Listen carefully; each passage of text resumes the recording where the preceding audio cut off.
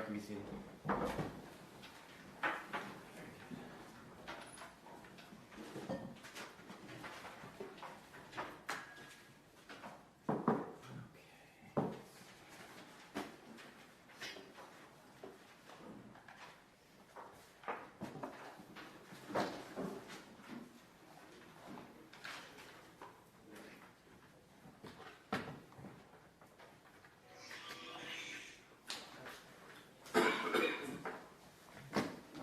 Good reminder to turn off all cell phones. Use your cell phones in here. You've already been given a warning. You'll have to watch the rest of the proceedings in the other courtroom. We're on the record in 177-3951, State of Texas versus Timothy Simpkins. Both sides ready for the jury? State's ready. Defense is ready. All right, let's bring them.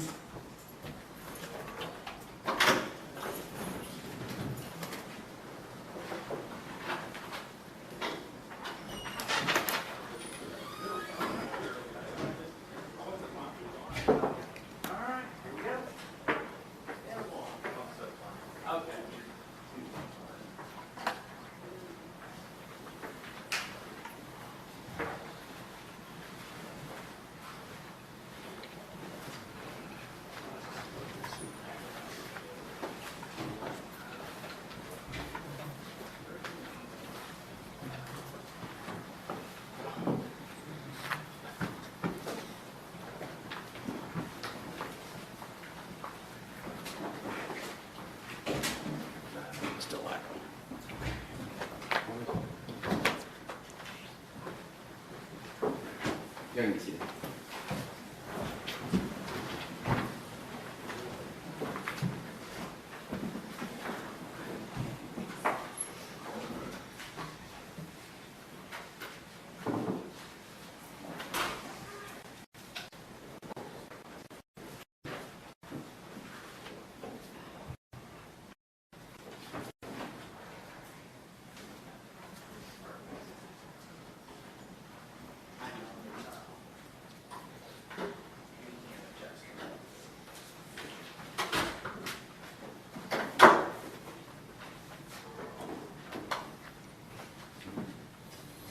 State, please call your next witness. They called Jeremy Walker. Jeremy Walker.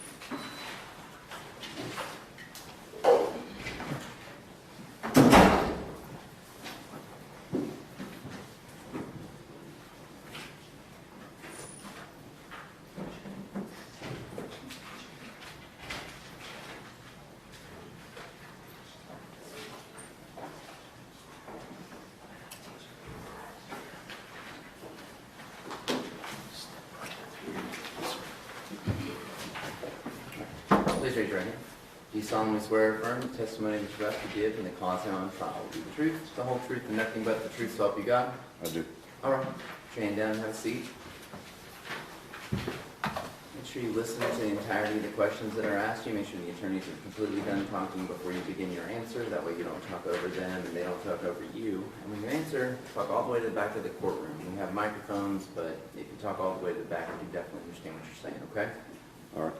All right. Yes, sir. You're witness. Thank you, Judge. Good morning. Morning. Will you introduce yourself to the members of the jury, please? My name is Jeremy Walker. I'm a coach and teacher at Timberview. And you're still employed there, is that correct? Correct.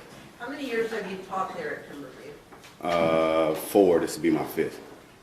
How many years have you been in teaching 20. and coaching? 20. Okay. What do you coach? I currently coach girls basketball. So, and you still teach English, right? correct. Okay. I'm going to take you back to October the 6th, 2021. At that time, was your Was your classroom number 2037? Correct. All right. And that's on the second floor at Timberview, correct? Yes. Okay. And that particular morning, did something unusual catch your attention while you were in your classroom? Yes. What was that? I was calling parents, and I guess the bell had just rang for second period.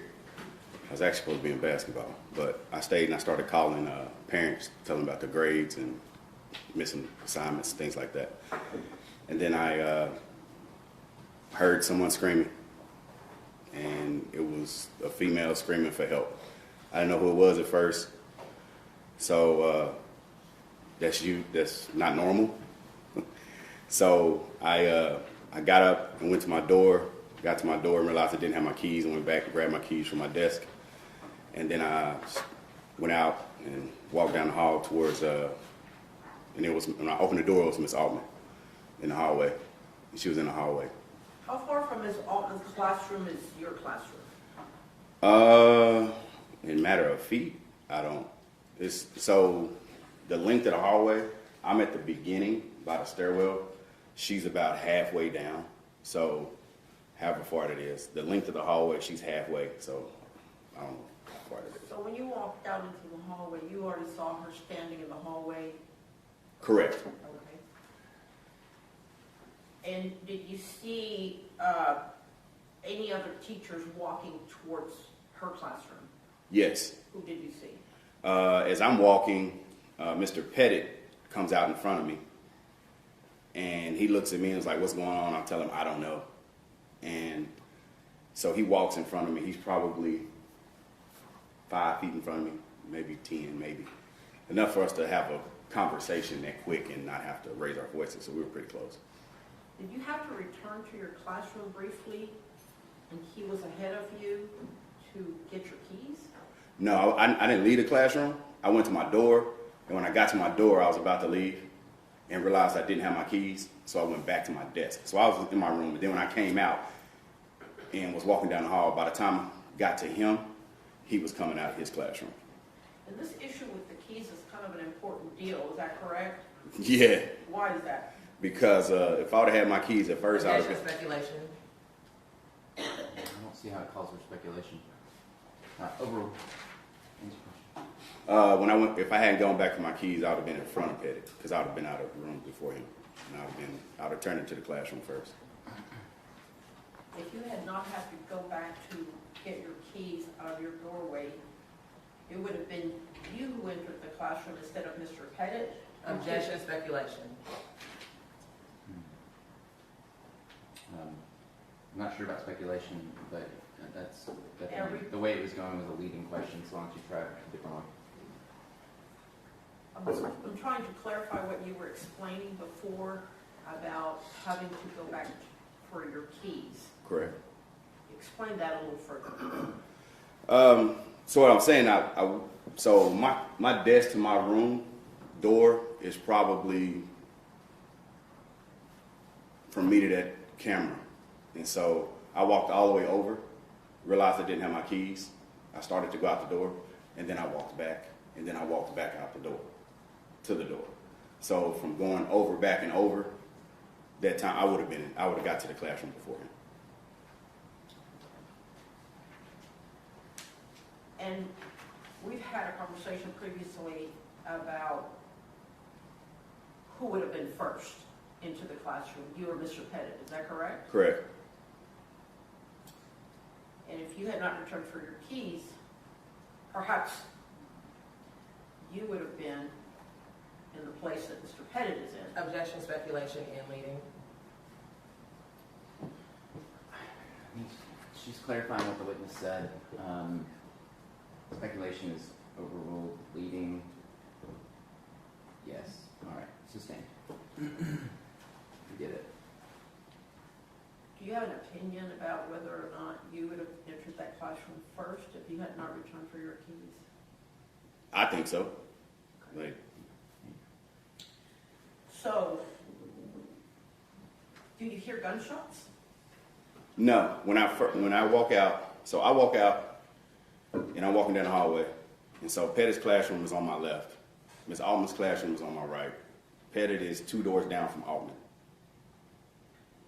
Towards me, 2 doors towards me. So I'm walking, right before I get to Pettit's room, he comes out and walks in front of me. And then he goes, the door is open like this, because the door is open into the hallway. They don't open inside the classroom. So the hallway's on the right, the door's on the right, and it's open like this, so I can only see the door. I can't see in the room. Pettit disappears behind the door in front of me. What happens next? It's a little girl standing right here, looking into the classroom, and I asked her, I was like, what are y'all doing? Like, what's going on? Because I don't know, I can't see anything. Whatever is happening, Altman is in the hallway, and I can't see in the classroom. I don't see anything in the classroom. All I know is chaos in the hallway. And so some kids try to come out of Crochet's room. I was like, hey, y'all just go back. Just mind your business. Just go back. So I told them to go back because her room is right here. And so right before I was about to grab the door handle to pull it, the little girl's face changes. Because at first she was laughing. She was like, laughing. And then her face just completely changed. It just like went blank. And I was like, what is going on? And that's when I saw a couple people. I looked around the door and I saw a couple people run out of the classroom. And so, right when I was about to grab it, boom, I took off back to where I came from.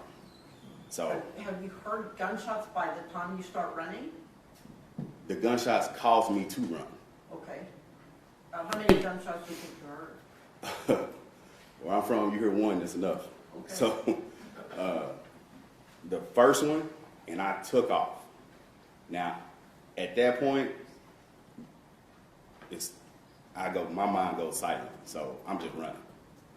And Miss Delgado is back down the hall, and she's frozen on the wall, and I'm just like, run, and she don't move. So I run past her. I try to grab her. Sorry, Miss Delgado, I'm moving. So she stayed there. And I ran around the corner, and then I turned left down the ECHS hallway, and I started yelling shelter in place because it was gunshots. So as I'm running, I get past ECHS to the commons, the top of the commons, and I'm still yelling. And I see Gaither downstairs, Officer Gaither. He's an SRO.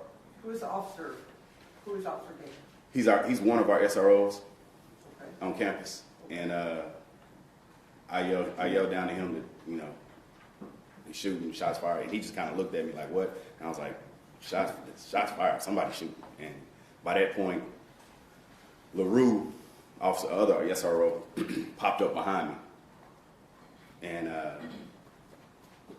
when he was standing there, he was like, where? And I actually said 21 hallway, which is the opposite end of the building.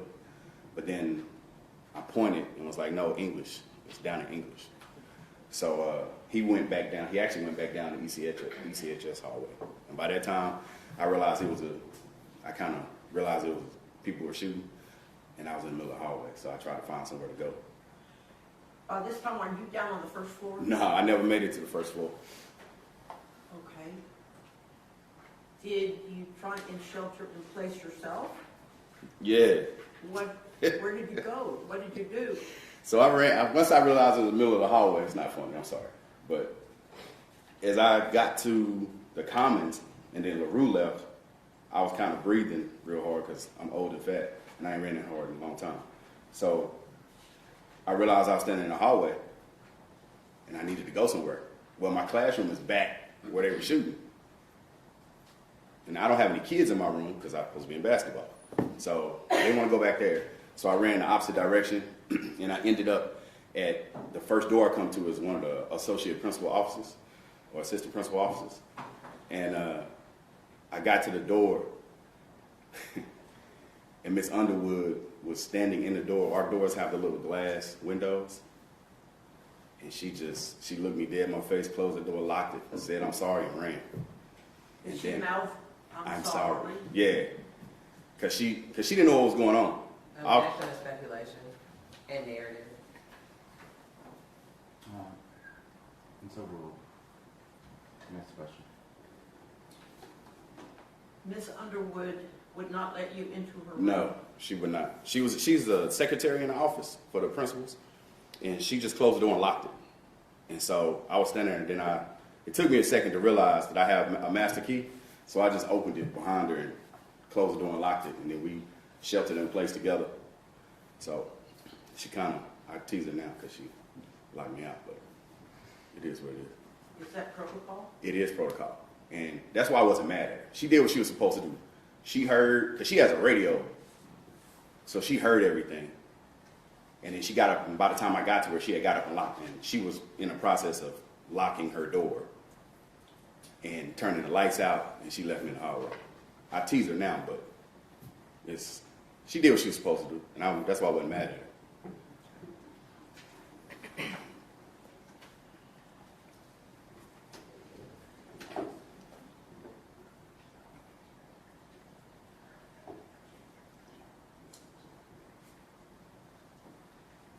While you're in Ms. Underwood's classroom, describe what's going on inside that classroom. What you're doing, what the other students are doing. So where she is an office. So it's not any students in the office. There are no office aides. It's just her. And the two APs who share the office, they weren't in there. And so it was just me and her. So once I got in, she was already, like I said, she had turned the lights out, which is protocol. And she was sitting, like hiding in the corner. And I just went and found her. I literally crawled on the floor, and she was crying, so I heard her. So I just crawled over to her, and we both sat there and held hands, and we really cried together because we didn't know what was going on. And then I realized I was supposed to be in basketball, and I couldn't tell my girls. And so in the gym, you don't always hear announcements because we're practicing. And then for all I knew, it was a school shooting. So I couldn't tell them. And then I had left my phone on my desk in my classroom, so I couldn't call them. So now I was trying to sit there and try to figure out how to tell the girls, but I couldn't. So that was a little rough, because I didn't know what was happening. Were you trying to reach your family? Yeah, but I couldn't because I down my phone. And so it took me a few minutes to calm down, and I realized that I actually knew my wife's phone number, which is rare. So I crawled over to the desk and pulled the phone under the desk with me, and I called my wife. I tried to calm down, but apparently she said I was not calm. And I told her that I was okay, and that I left her a message because she didn't answer because she didn't recognize the number. She's a teacher also, and she was at work on the other side of town. She at the time she taught in Mesquite. So I'm gonna object to narrative. That's the same. Just try to make sure you answer the questions that are asked, and then she'll ask you the next question and so on. Okay? gotcha. Great. All right. Your question. Coach, did you finally reach your wife or family? No, I had to leave a voicemail. Has a witness. Cross-examination. Mr. Walker, how long have you worked for Mansfield ISD? 4 years, about to be 5. Are you all trained about how to handle fights at school? No. So each teacher just has to use their own discretion of how they handle these things? As far as I know. Are the school resource officers in Mansfield allowed to break up fights? I guess. I've never been a resource officer. I don't know. Okay. And in regards to in the hallway when you saw kind of getting chaotic, You mentioned on direct that you did see another young girl in the hallway. Mhm. Did you know her name? No. Okay, and this is the girl that you said that was looking in the classroom? Yes. Okay. Was she filming anything while she was in the hallway? I don't remember her having a phone. Okay.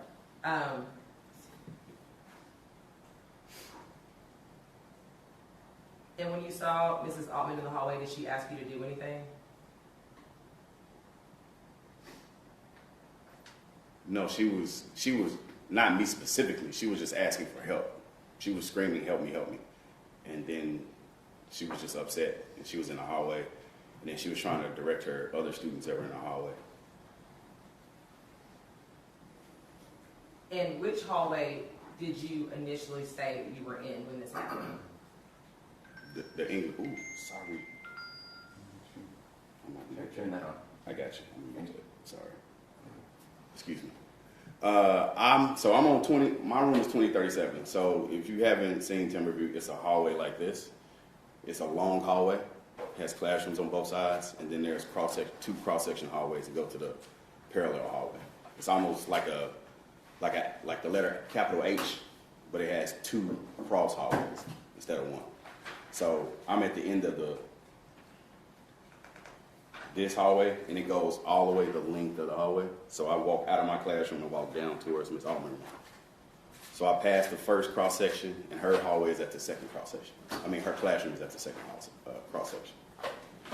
May I approach the witness, Your Honor? You may.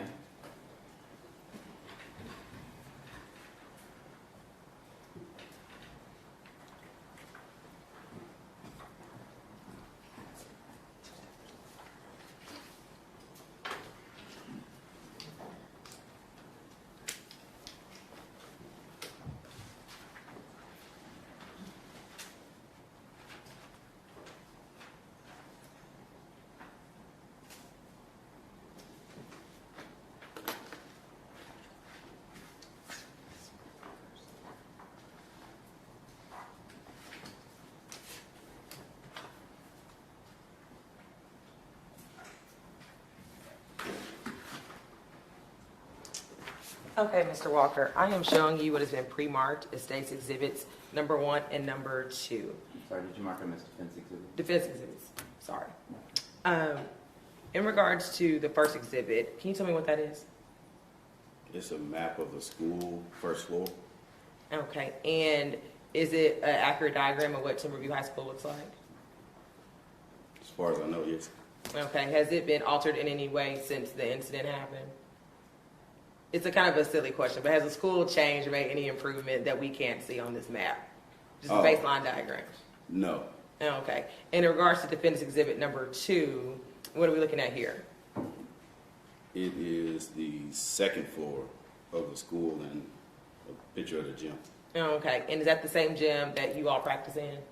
Yes. And is your classroom indicated on defense exhibit number 2? Yes. Defense offers state's exhibit, defense exhibit number 1 and 2. Consider it the opposing counsel. No objection. Defense exhibit 1 and 2 are admitted. Okay, so on defense exhibit number 2, so can you tell us where is your classroom? 2037, it's right here. Okay, and can you please go ahead Hold on, and, slow down just a bit. Thank you. can you please go ahead and publish to the jury by holding? Oh. It's right here. Okay, and so you're at the end of the hallway. Correct. Where is Miss Altman's classroom in relation to yours? Right here. Okay, so on the opposite end, It's about halfway. about halfway. Yeah, it's in front of the girls' restroom. And how long would you say, what is the distance between the two of those? That's what I said earlier. I don't know how long it is in feet. I mean, I don't know how long the classroom, the hallway is. So. In your initial report, do you recall, thank you for that, sir. Do you recall when you first talked to the detectives about this case, where you stated that you were located? Ask it again. When you first talked to the detectives about this case, do you remember where you told them you were when this incident happened? What hallway were you in? Yeah. Okay. Yes. Which hallway were you in? The English hall. Okay, on which end? When it started at the beginning, Yes. in my classroom. Okay, and where, So how were you able to see what was going on in her classroom? I just said I never saw in the classroom. I came out of the door, walked down the hallway, and before I actually looked in the classroom, there was a shot. And so I never actually got in the classroom. In the initial report, when you first talked to the officers, did you state that you were in hallway 21, the 21 wing versus to the 22 wing? No. When I said when I was running and Officer LaRue came up, I told him the wrong hallway. I was like, hey, it's 2100. Then I pointed at the English hallway. I said, no, it's the English hallway because 2100 is math. Yeah, Oh, talking to that? because 2100 is what? Math. Yeah, just slow down when you're talking. Your words start to go so fast. Sorry. That's okay. Ask your next question. Okay, so you told the resource officer to go to the 21 wing, which is the math wing. Originally, yes.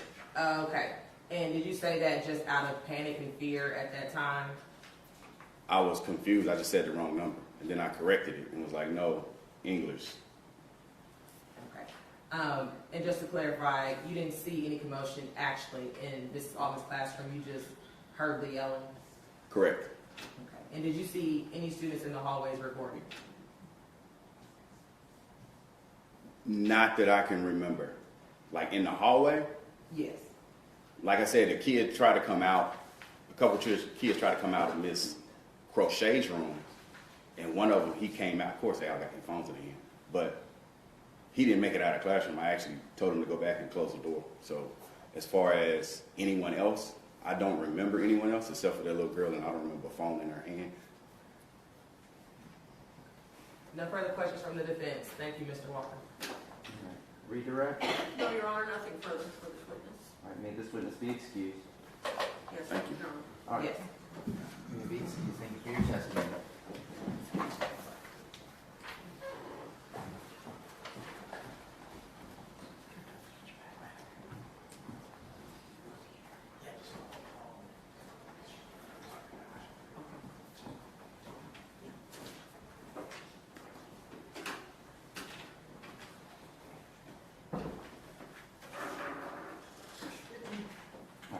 Hey, please call your next witness.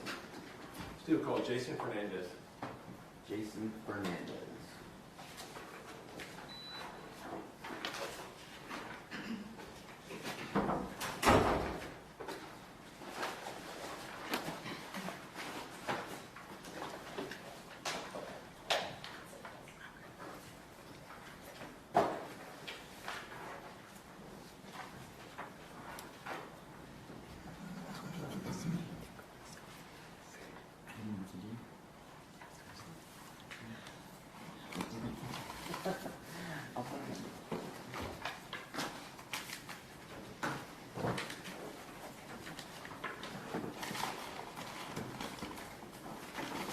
Please raise your right hand.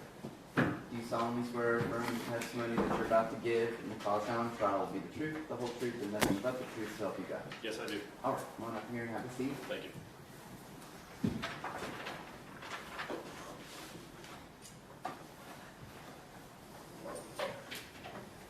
As you're answering questions, make sure that you answer all the way to the back of the room loudly. That'll help slow you down and make sure that we understand. Okay? Yes, sir. All right. State your witness. You ready? Yes. Can you introduce yourself to the jury and tell them how you were employed? My name is Jason Fernandez, Fernandes. I work for the City of Arlington Police Department as a crime scene investigator. All right, hold on. So when you spell and do things like that, you're talking so fast. Talk all the way back. Okay? Don't talk into that thing. Sit back and talk to the back of the courtroom. That'll slow you down. Go Yes. ahead. How long have you been with Arlington? 13 years, How long have you been doing crime scene? 24 years. What did you do before you went to crime scene? Worked as a records clerk. You helped do a search in relationship with this case, is that right? Yes. Where'd you go? 3030 Claremont Drive, apartment 1109. You said 1109? Yes. For our purposes, you ended up searching one of the bedrooms, is that right? I collected items from the bedrooms, I did not search it. I understand. And, may I approach the witness, Judge?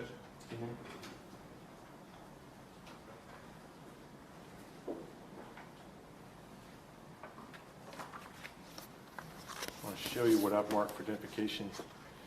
It states 149, 148, and 150. Tell me if you recognize. Yes, I do. Now, these are photographs, Yes. and this is photographs of a gun that you collected. Is that correct? Yes. Judge, we're going to offer states 148, 149, and 150.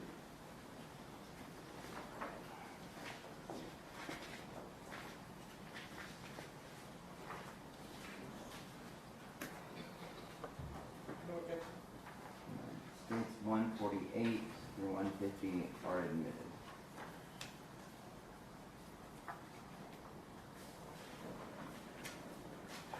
Permission published by Holden. Looking at 148, where was this firearm collected from? From the master bedroom closet on a shelf? It's up underneath something. Correct.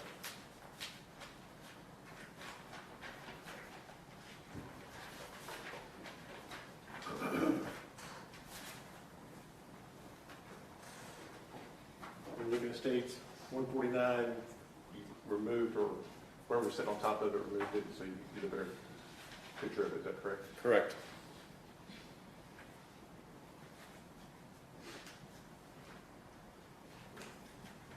Whose apartment was this? I do not know.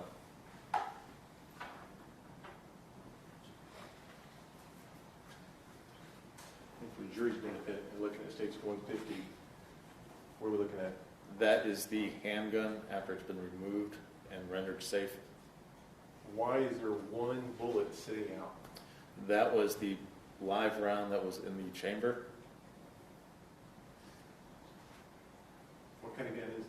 It's a Glock Model 21 45 caliber.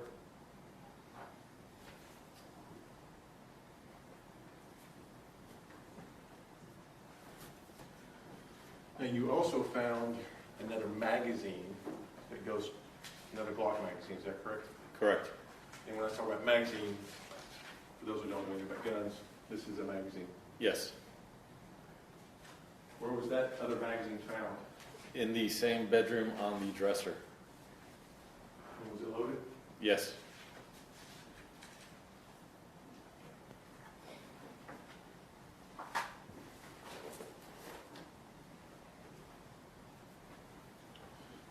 I'm going to show you what we've marked for identification purposes. It states 18. Do you recognize this box? Yes.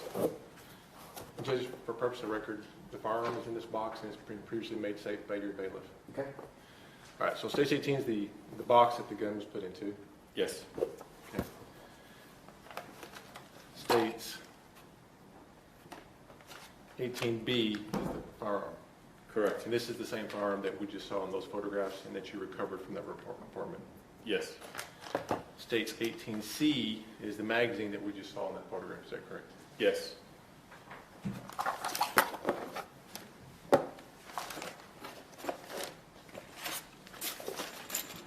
$18D is a, I'm sorry. $18D is exemplars from the Tarrant County Medical Examiner's Office. Is that correct?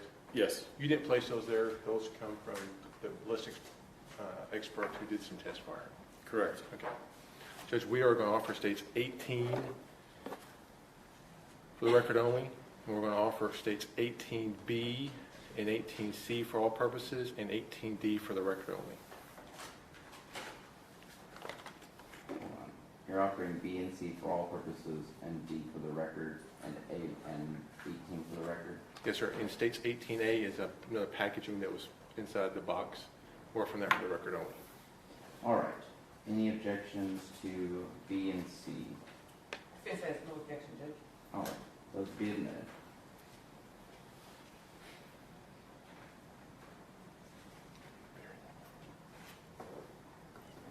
Just permission published by Holding? Okay. So this is the Glock that you were referring to earlier that you found. Yes. And this is the magazine that goes with it. Yes. We have the ammo, but it's in another package. Is that right? Yes.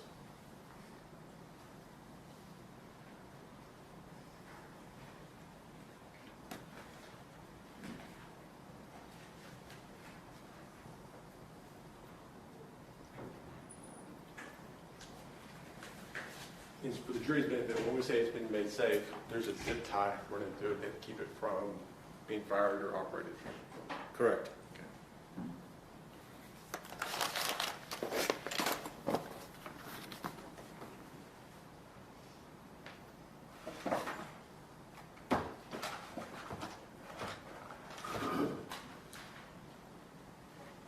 Hey, just 1 second, Judge.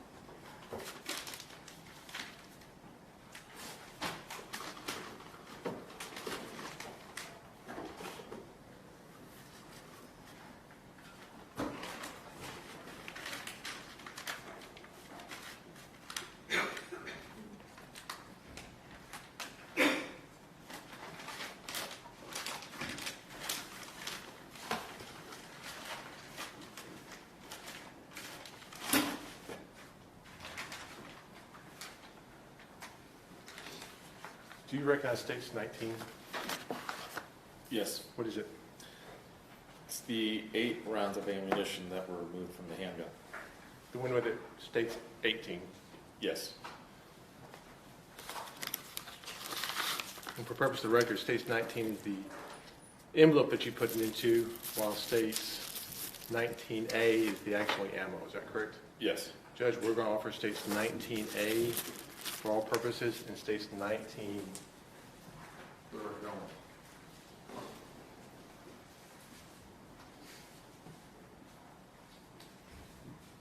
Okay. States 19 is admitted to the record.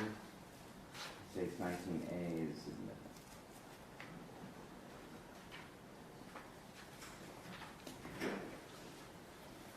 Permission to publish by hold. Okay. And so the jury understands what caliber 45 caliber? is that a, do you know anything about ammo? I do. Okay. And looking at this ammo, what is it about it? It's a hollow point. And what does that mean? It means that it's designed to expand upon impact. And does it have a copper jacket on the outside? Yes. So when you say designed to expand on impact, what is that? That if you look closely at the tip, there's small little grooves. So as it impacts something, it mushrooms out and expands. So the copper jacket will come apart and the lead core will keep going. Correct. And what's the purpose of that? To increase ballistic velocities and impact damage. Makes a bigger hole. Yes.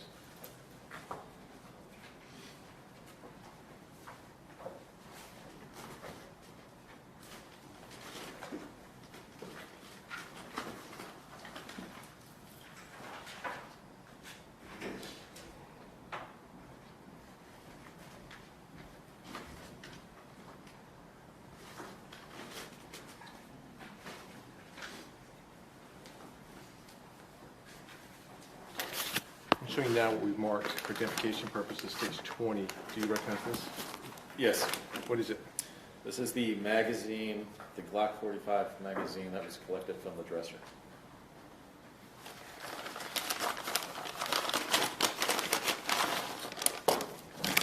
States 20 is the packaging that was in, and states 20A is the actual magazine itself. Is that correct? Correct. Showing you now states 21. Do you recognize this? Yes, What is that? that is the ammunition that was removed from this magazine. Stage 21 is the packaging it was in, and States 21A is the actual ammo, is that correct? Correct. Judge, we will offer States 20 for the record only, 20A, the magazine for all purposes, States 21 for the record only, States 21A for all purposes.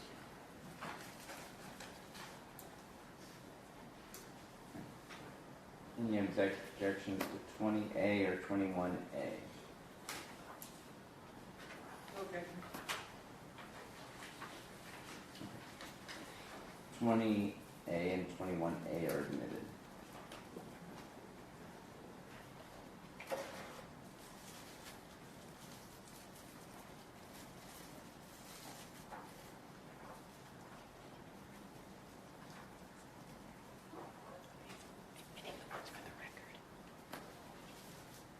Yes, I'm admitting the ones that you offered for the record. Permission to publish by holding? Uh, you know, Looking at the ammo that was found, I'm going to use the term spare magazine. Is that hollow point, or what kind of ammo is it? That is considered ball. What's the difference between that and the hollow point? That is a solid core. Don't make a hole, but just want to expand like the hollow point. Correct. How many rounds were in the spare magazine? 9, How many were in the gun? 7 in the magazine and 1 in the chamber. So a total of 8, Correct. total of 17. Correct. How many will that magazine that was in the handgun, how many will it hold? 13. So you had, how many here? 7 plus 1. Plus 1, so a total of 8, and it'll hold a 13. Correct. The spare magazine, how many will it hold? 10, And how many were in? 9.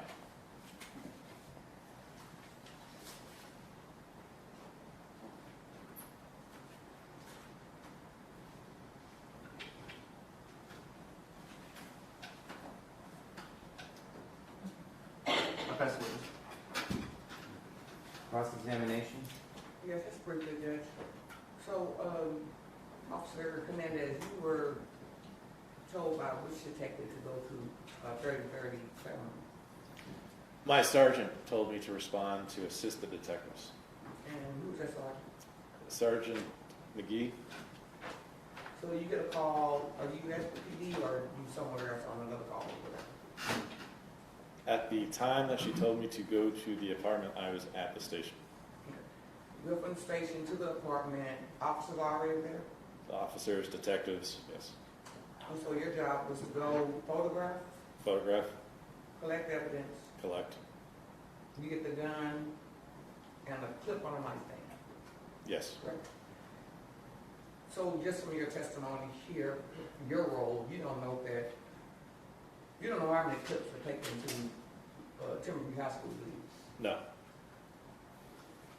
So the one you found in the bedroom could have been left at 3030 Claremont, correct? could have. So once your role at collecting evidence is over, what do you do next? In this particular case, after collection, I bring it back to the station. I did additional documentation, and then the items were turned over to another CSI. Which CSI was it turned over to? Newquist? Excuse me? Newquist? And so he has a different role than what you played? You collected, you turned it over to him, and what's his duties and responsibilities?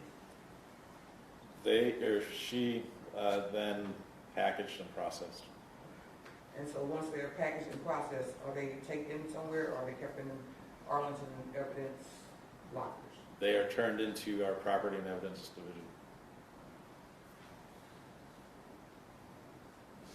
No further questions? Any redirect? No, sir. All right. Thank you for your testimony. Maybe he'd be excused. For today. You might need him. Yes, sir. Okay. Then you're excused until you're asked to come back. Thanks, sir. All right. Thank you.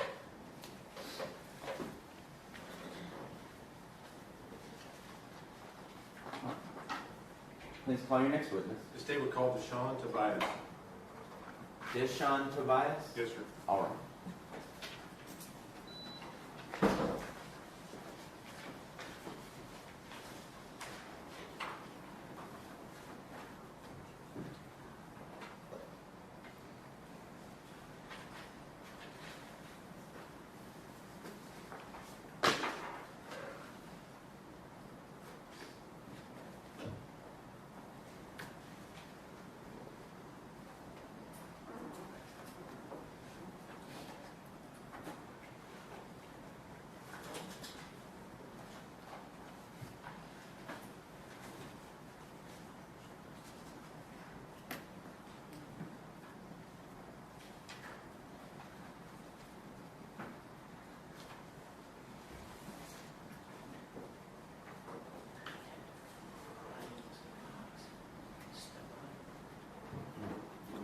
Mr. Tobias, please raise your right hand. You solemnly swear or affirm the testimony that you're about to give and the cause now in trial will be the truth, the whole truth, and nothing but the truth, so help you God. Yes, sir. All right, have a seat here. I'm going to ask you to do a couple of things. Make sure when you answer a question, you answer it out loud and answer all the way to the back of the courtroom. Do you understand? Yes, sir. He can't hear it when you say it like that. Yes, sir. There you go. And then make sure you listen to the entire question asked of the state so that you don't talk over them and they don't talk over you. And same for defense, okay? Yes. Yes, sir. Okay. State your witness. Can you, for the court reporter's benefit, spell your first and last name? Spell my first and last name. Yes, sir. Daisakwn. Deshaun Tobias. Tobias. Mr. Tobias, do you know the defendant in this case? Yes, sir.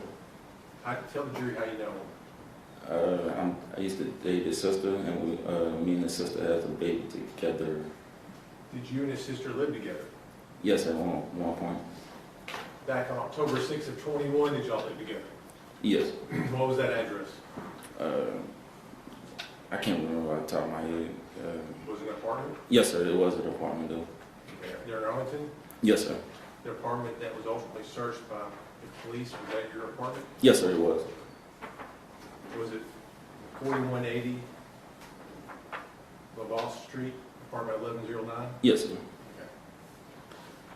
And you lived there with his sister. Yes, sir. Did he live there with you? No, sir. What kind of car did the defendant drive? I believe a gray Charger, but they drive multiple vehicles because whatever they need to do to get back and forth to school. Okay, hold on. So as you keep talking, you kind of get softer and softer. Oh, I'm sorry. I heard you, but talk all the way through, all the way to the back, okay? Please ask your next question. You said he typically drove a gray Charger, but sometimes he might drive somebody else's car.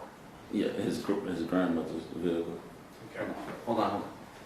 Talk loud. You're talking, no, hold on. You're talking into the microphone. I need you to project your voice. Oh, You talk to him without the microphone, okay? all right.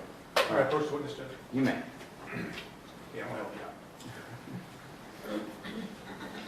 This thing moves. I appreciate it. All right, is that better? Yes, sir. Okay. Now then, you lived there with his sister. Did y'all have a child? Yes, sir. At the time, did y'all have a kid? Yes, sir, we did. Boy or girl? Girl, How old? she was newly born, basically. Oh, not even 1 yet. Okay. Now then, I'm going to show you something. I'm going to show you what's been entered into evidence. It states 18B. Was this your gun? No, sir. Have you ever seen it before? No, sir. Was this gun kept at your apartment? No, sir. Did you keep or have any Glock magazines at your apartment? No, sir. So if they were found at your apartment, somebody else put them there. Yes, sir.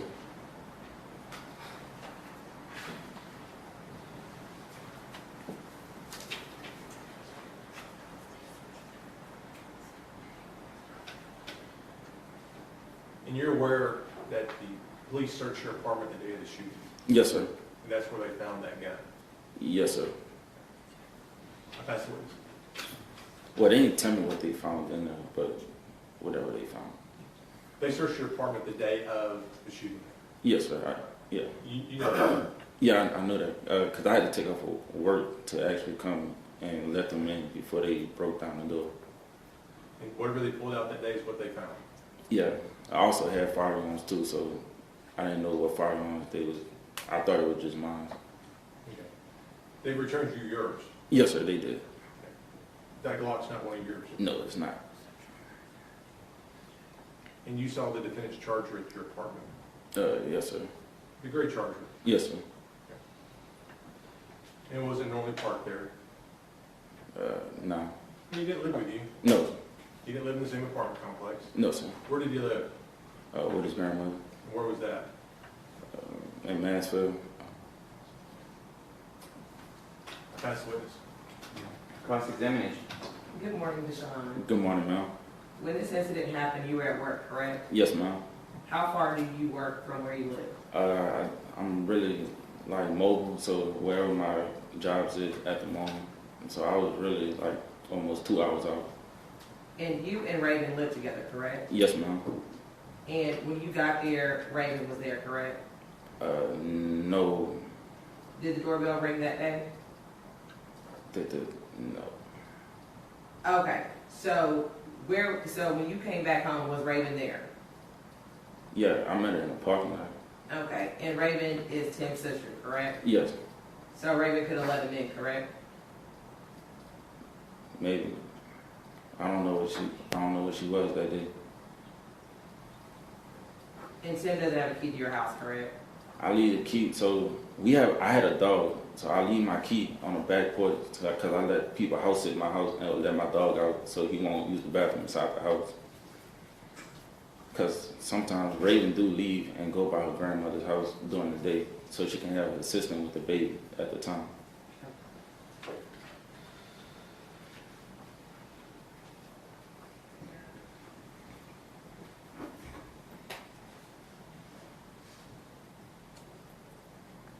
One moment, Your Honor.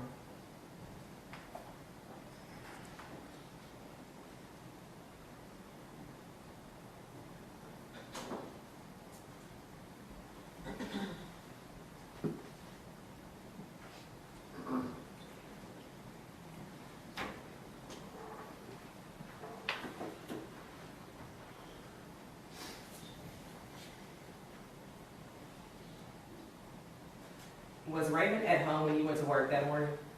Yes, ma'am. Does Raven have a car? No, ma'am. And you would agree with me that if Raven needs to go somewhere and you're not around, it's either Miss Lily or it's Tim that picks her up, correct? Yes, ma'am.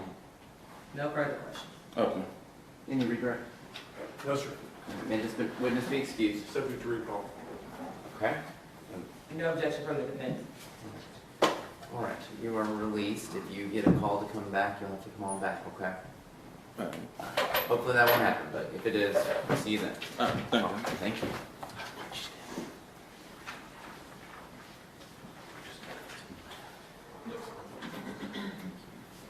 All right. Please call your next witness. State call, Officer Newquist.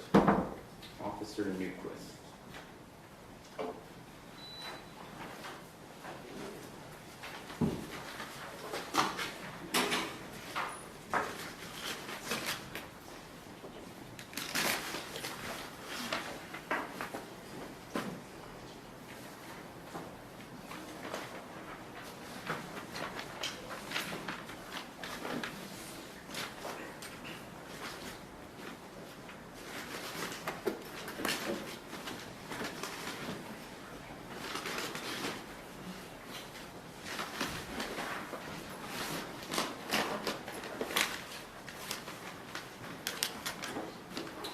Would you please raise your right hand?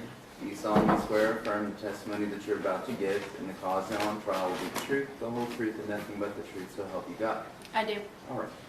Come on up here and have a seat. Thank you. If you need to move the microphone at all, please do so. Okay. State it's your witness. Can you introduce yourself to the jury and tell them how you're employed? My name is Nicole Newquist. I'm currently employed with the Tarrant County Medical Examiner's Office. prior to that, I was actually working for the Arlington Crime Scene Department. Can you speak up just a little bit? I'm sorry. My name is Nicole. I work with the Tarrant County Medical Examiner's Office currently. Prior to that, I actually worked with the Arlington Police Department Crime Scene Unit. How long did you work as a crime scene officer? I was with Crime Scene for 11 years. So on October 6th of 21, you were a crime scene officer. Yes, sir. Can I approach the witness, Judge? You may. For our purposes, what was your role in this case? I handled the suspect. I took gunshot residue, collected his clothing. I did some evidence processing. When you say suspect, you're referring to the defendant. Yes, sir. What day did you come in contact with him? It was October 6th, 2021. And about what time? About 13:45 hours. For those who I'm sorry, 1:45 p.m. Okay, 13:45 is military time. Yeah, I'm sorry, I'm so used to using that. It's okay.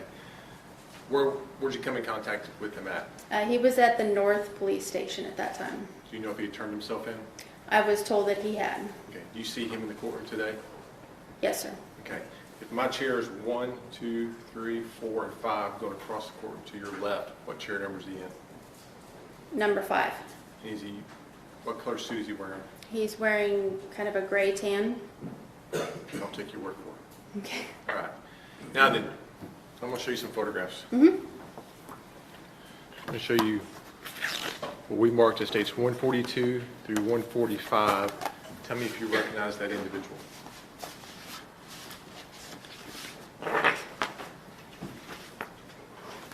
I do. Okay. What was the purpose of you taking photographs? To document who the individual was, and so that I knew if I ever had to come testify that I could put a face with the evidence that I collected. Does it also document any injuries he has or does not have? Yes. Do these pictures that we just identified fairly accurate show the way he looked on October the 6th? Yes. Judge, we're going to offer states 142 through 145 inclusive.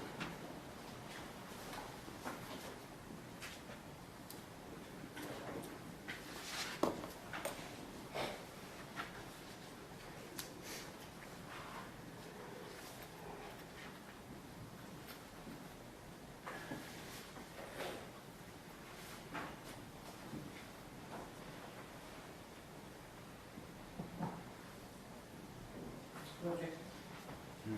142 through 145 are admitted.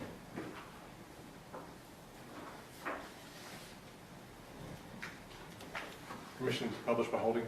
You may. Showing you this is states 142, this front picture Oh, of him. yes. Did you see any visible injuries on his face or head? He had a little contusion on the upper right side of his head, but that was it.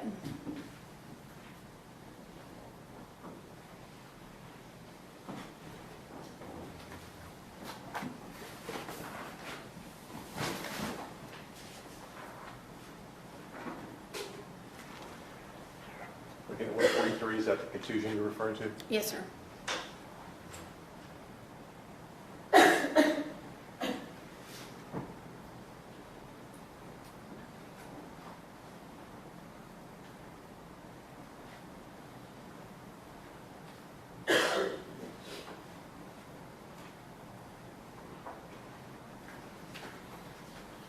What else did you do With him or with the case in general? with him? With him, I collected gunshot residue samples. All right. Somebody may have seen that on TV, Mm-hmm. but tell us what that is and what that means for you.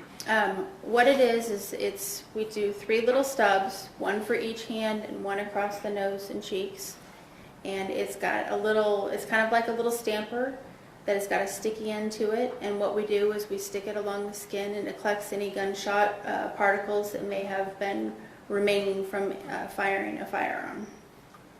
Is there any particular place on the hand that you want to run the GSR on? We focus on the areas that are going to be closest to the gun, so like in the crook of a hand, along the back of the hand, the palm of the hand, and along the wrist. I'll show you. We marked as 18B. So the way you described it, if I'm holding a handgun, you want to run along the crook the gun would be, Correct. and along the wrist. Yeah, because it may blow back into that area. Because when the slide comes all the way back, you can get that on your wrist. Correct.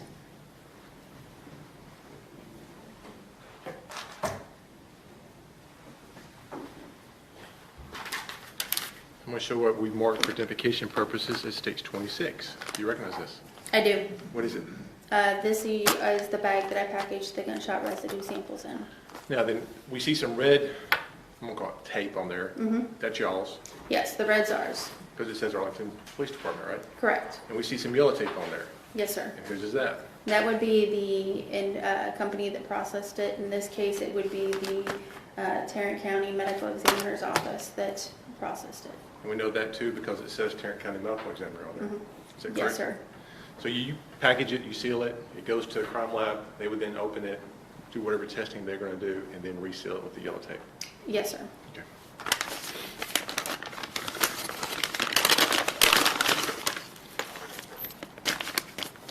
I'm now showing you states 26A. Do you recognize these? I do. Are those the actual collection, the three collection stubs that you just described for us? They are. Okay, and you have them labeled as well? I do. How do you have them labeled? I put the case number on it, I put my item number on it, and then I also indicate where they came from, whether they came from the right hand, the left hand, or the face. And I also put the individual that I collected them from. And you do that at the time? Yes. And you see all those markings and descriptions that you previously described on states 26A? I do. Judge, we're going for states 26A for all purposes and states 26 for the record only.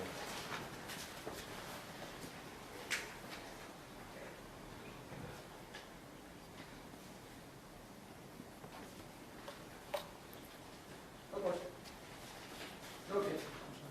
All right. 26 is admitted for the record, 26A is admitted for all purposes. Commissioner Public Hold. You may. Each one's for the right hand, one's for the left, and one's for the face. Yes, sir. I mean, literally it's quite as simple as unscrewing the cap and then running the, we'll call it tape, Yeah. and dabbing it to pick up whatever particles are on it. Please admonish the prosecutor to ask a question instead of testifying for the jury. Yeah, please stop leading the witness. It is literally that simple? It is. It's just as simple as pulling the top off and dabbing it on the hands. And you put the cap back on there so there's no contamination. Correct.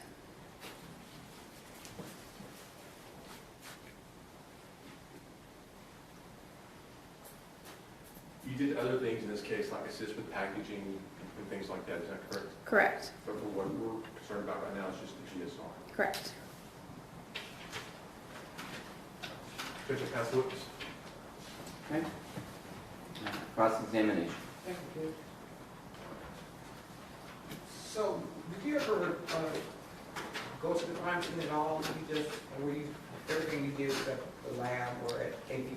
I was at APD in the lab, and then that was it, yes. So when was the first time that you heard that something had occurred at Timberview? I got a phone call at 9:45 a.m.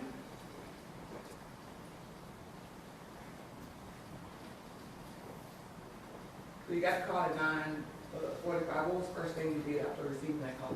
I was at home at the time, so the first thing I did was get ready for work and report to work. And during your time at work, you said at 13:45 hours, correct? Yes. At what time did you learn that Timothy had turned his second? It would have been at 13:45 hours. So, no man, like, did you know that his mom arranged for him to turn his second? I did not. And so you went to take pictures of Tim, correct? I did. And you said earlier you talked about he had contusion Mm-hmm. on his, temple, right? Yes. Define contusion. Contusion is basically like a bruise. Okay. But it involves, injury, blood capillaries are torn, correct? Yes. So would you say that somebody getting stomped on the head causing a contusion, could cause a contusion, right? It could possibly. And would you agree that stomping somebody in the head could cause death or serious bodily injury? I'm checking it comes for speculation. It's overruled. You may answer. Yes. And at any time after you photographed him, was the jail staff alerted that he needed to see anybody for injury? I don't know.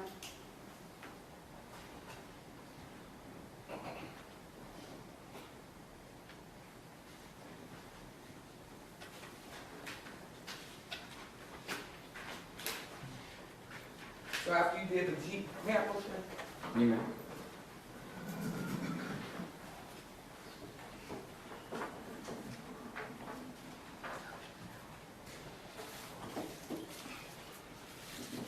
So what's been marked as State's Exhibit 26A, this is a GSR results, or the testing of his clothes, et cetera? It is a sample that I collected. Okay. And on this, did you label this? I did. And is that your writing, your name, The printed out portion is. and your badge number? Yes. 2774? Yes, ma'am. And on each one of these particular vials, what's he charged with? Aggravated assault? Okay. Aggravated assault, deadly weapon, correct? Yes. And if you know, that's a second degree felony, right? I am not aware of that. That's not my jurisdiction. So he wasn't charged with attempted capital murder. At that time, no.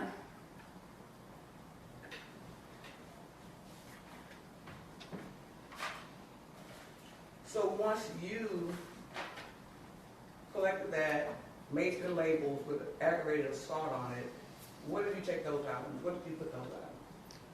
Once I collected them, I put them in the brown paper bags, sealed them up, and secured them in our locker until I submitted them to our property department. Is it there at 401 West Fairmount? No, it's at 620 West Division Street. 620 West Division. And it's remained there until today? It remained there until the detective requested that it be submitted to the lab, in which case it was transported to the lab. And which lab would that be? At the Tarrant County Medical Examiner's Office.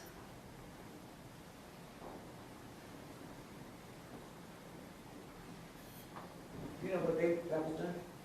No, ma'am.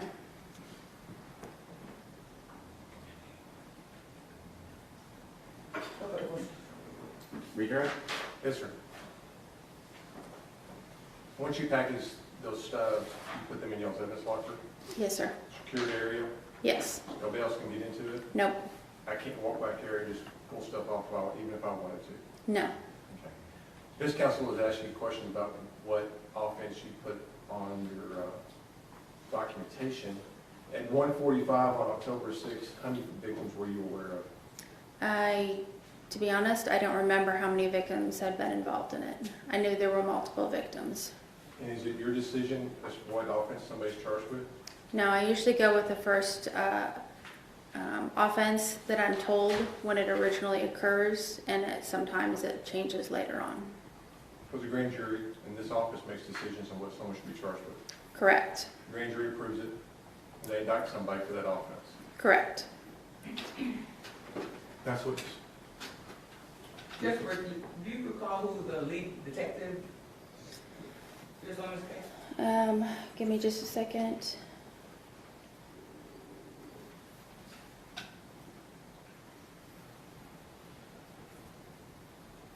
No, ma'am, I don't. But the lead detective, in this case, or detectives, they made the decision whether it was aggravated assault. Section of relevance. Yeah. I'll let y'all go through that line of questioning, but it is irrelevant. It's sustained. No further questions. Okay, any redirect? No, sir. All right. You may be excused. Thank you.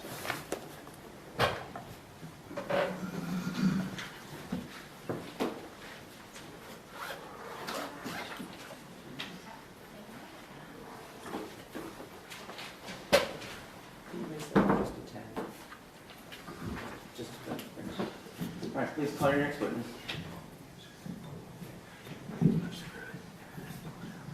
No. Okay, that's fine. It is what it is. They all go. It's okay. It's okay. Yeah, I won't move. Judge, I need a moment to see if my next witness is here. May we take a short break? Sure. Let's go ahead and take our morning break, about 10 minutes. All right.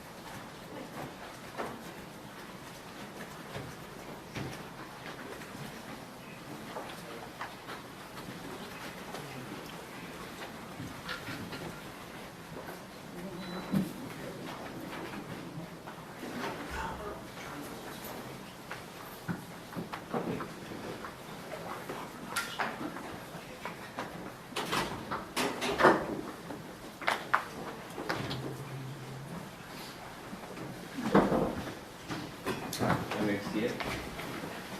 State, please call your next witness. Today we call Mateo Stefan. Mateo what? So you're gonna make me push this. We'll wait and see.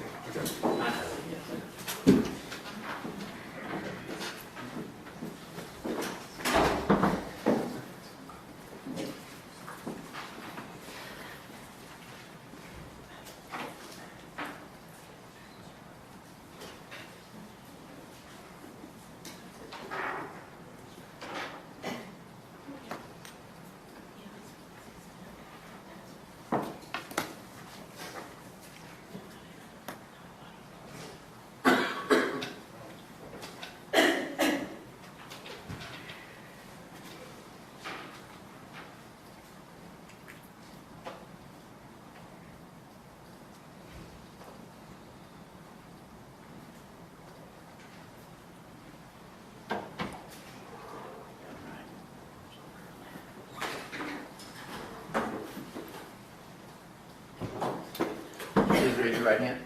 Do you solemnly swear or affirm the testimony that you're about to give in the cause now on trial will be the truth, the whole truth, and nothing but the truth, self you got? I do.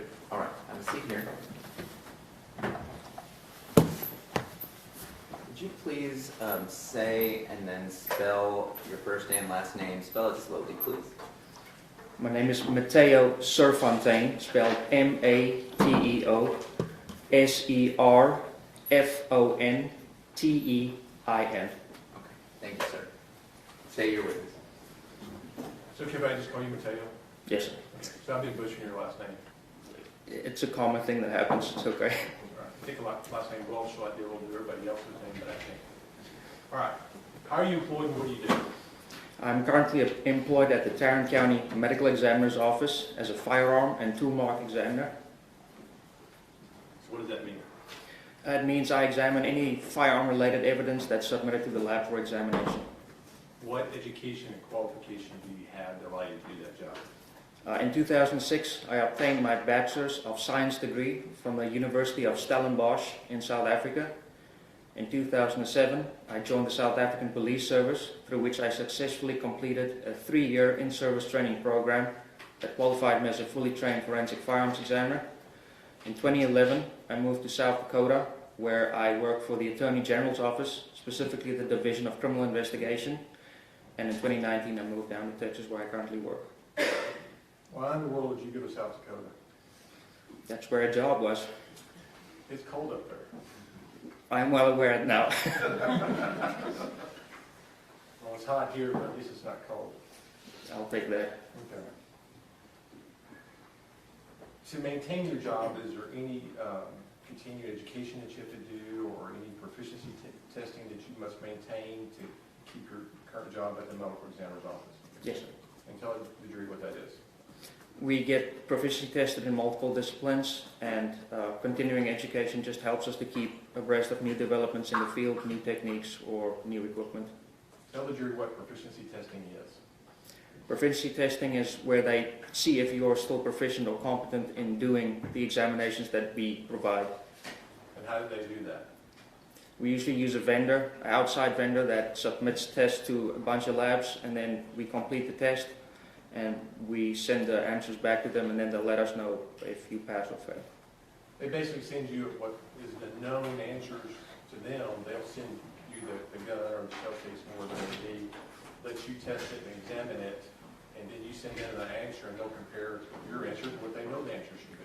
Correct. And if you did well and passed, you get to keep your job. If you don't get to keep your job. Something like that, yeah. Since you still have your job, I take it you passed. Yes, sir. Okay. Now then, the Tarrant County Medical Examiner's Office in the firearms section, do they have any certifications through the Texas Forensic Science Commission? Well, the crime lab at the Tarrant County Medical Examiner's Office is accredited by ANAB and by the Texas Forensic Science Commission.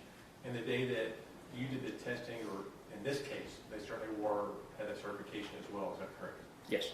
Okay. So walk us through how you would do examination on the shell casing. First, when we receive the packaging, we make sure that the packaging is in a sealed condition. We open the packaging, and then we document the condition of the evidence. So shell casings might have trace evidence such as blood. Then we document the class characteristics of the casing itself, which could be the caliber, and also the class characteristics of what the firearm imparted onto that fired cartridge case. Tell the jury what class characteristics means. Class characteristics are predetermined features that a firearms manufacturer wants to have in his firearm. These include types of machining or just distinct features. For example, the firing pin aperture, which is a hole cut in the slide of the pistol through which the firing pin moves, can be circular, teardrop shaped, or rectangular. Caliber is also a class characteristic, so we evaluate those, and then if class characteristics are different, we can immediately conclude that it's two different firearms. If the class characteristics are the same, then we have to look at the individual or unique characteristics to see if it was fired in this specific firearm. How does a mass-produced firearm have individual characteristics? Individual characteristics happens incidental during the manufacturing process, unlike the class characteristics which are predetermined and measurable. This is due to the fact that metals are not homogeneous. There's impurities in it. There could be bubbles in the metal. The tool as well has imperfections on the edge of it. So as the tool is moving over the piece, be it a slide or any component of the firearm, those marks are unpredictable and they change all the time. They become individual to that particular firearm. Yes, sir. Okay. What did you examine in this case? In this case, I examined a firearm, cartridge cases, fired bullet jackets, a lead core, a fired bullet, and a fired bullet jacket fragment. Okay. Judge, may I approach the witness? You may.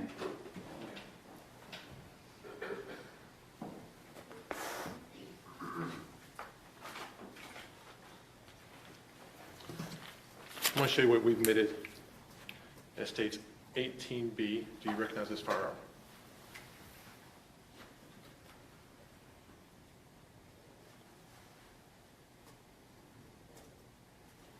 I do. Did you examine that firearm? Yes, sir. And when was that? I received the firearm on March 2nd and July 5th. And that's when you did your examinations? Yes, sir. Okay. So when you get ready to examine this firearm, do you see if it's a functioning firearm first? Yes, the first thing I do, just like with the cartridge cases, I check for trace evidence, hairs, fibers, paint, blood. Then we do a preliminary function check, which means not firing it, no ammunition. In this case, with the firearm, you check if the barrel is obstructed or there are any cracks. You check if the safety features work the way it should, if the trigger works the way it should. And then after that, after it's established that the firearm is functional, we test fired it into a water tank.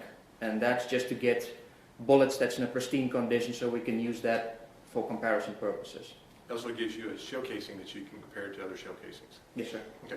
Was this firearm functional? Yes, sir. Now then, since I take it you fired this gun, can you walk us through the process of how you go back if you want to fire this gun? What would you have to do? If I have it at the lab now? At the lab, anywhere. What's the process?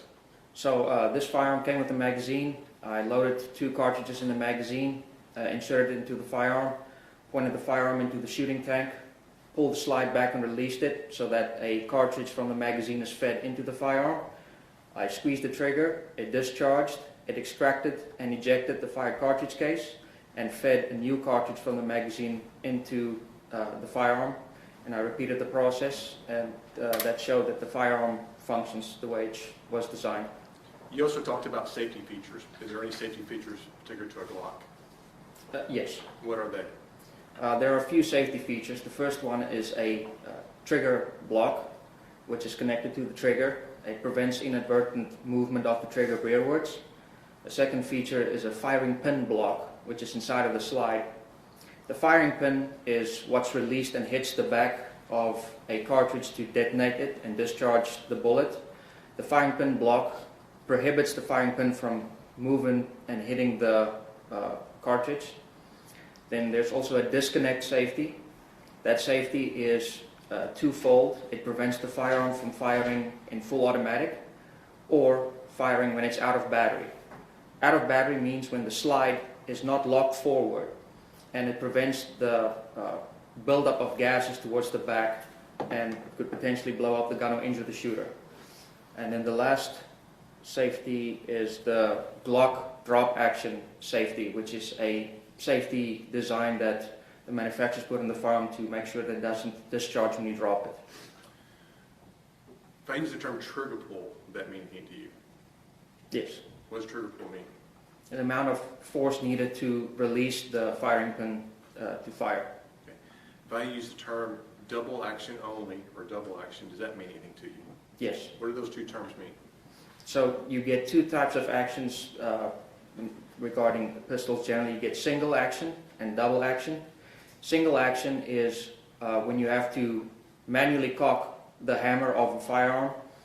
So for example, the cowboy movies where you see them pulling the hammer back and shooting like that, that's single action. Double action is when you pull the trigger and it cocks the hammer and releases it in one movement. Which one is this one? We describe it as a double action, but it's more like a hybrid action because the firing pin is partially pushed back and then released, and not just released as in the single action. Okay. Is there anything about the length of trigger pull in the Glock when you first begin to pull it? Yeah, I mean, you have a small, what we call creep, until it reaches the point where if you pull it any further, it will discharge. Okay. Permission to publish, Judge? May I? All right. You see this area right here? Yes, sir. Okay, that little button right on top of the trigger, what is that? That's the trigger safety. Okay, what does that mean? That is to prevent the inadvertent rearward movement of the trigger unless that safety is depressed. So when I begin, at first I put enough pressure to even get past that trigger safety, There's not a lot of pressure just to move it back, but yes. but then you then continue to pull the trigger. You have to deactivate that to pull the trigger all the way rearward, yes. Okay, and so what is the trigger pull weight for this firearm? It was between 5.3 and 5.8 pounds. Okay. And then for it to continue to fire again, do I have to let off the trigger? Yes. I mean, you said it's not fully auto, so I can't just pull the trigger back one time and it's going to keep firing. No. Okay, so I have to let off Let go and squeeze again, yes. and keep doing that.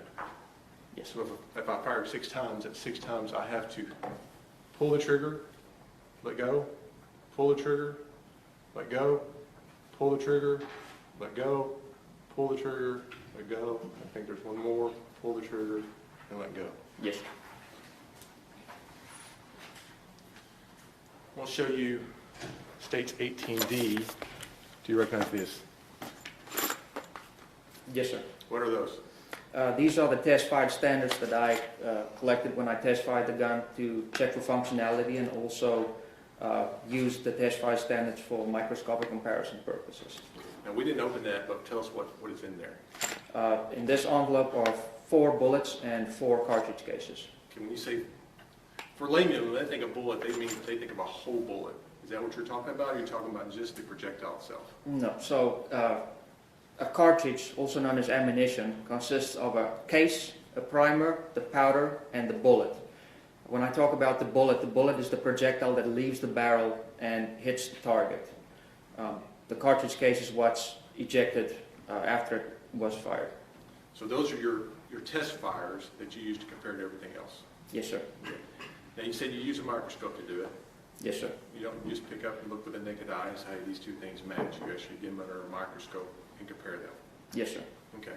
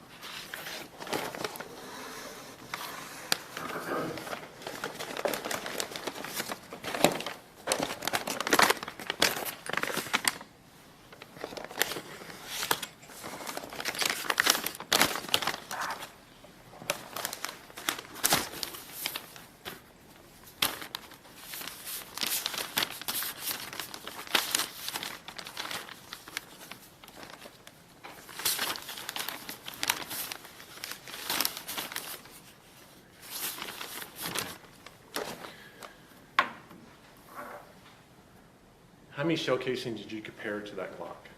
6 total. Okay. How many projectiles did you compare to that Glock? There were 3 fired bullet jackets and 1 fired bullet. Okay. I'm going to show you State's Exhibit 1. First of all, do you recognize State's Exhibit 1? Yes. Okay. This is the packaging that was one of the shell casings that you compared. For shell casing that was labeled by our lab number 2, yes. Okay. For the FBI, it's labeled number 1, but for you, it's number 2. Yes. And State's Exhibit 1B is the actual shell casing.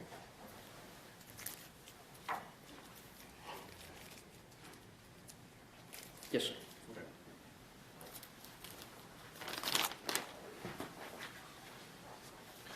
I'm going to show you State's Exhibit number 2. Do you recognize that packaging again? Yes, sir. And for the jury's benefit, the yellow tape on it, that is from you. Yes, sir. Okay.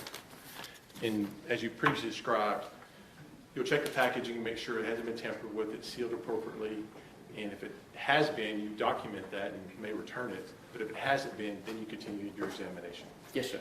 And all these items that we'll be talking about, that's the process you went through, and everything was sealed appropriately and was labeled correctly, and you proceeded with your testing. Yes, sir.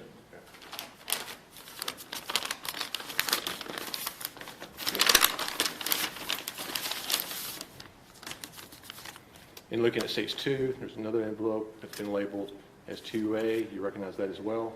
Yes, sir.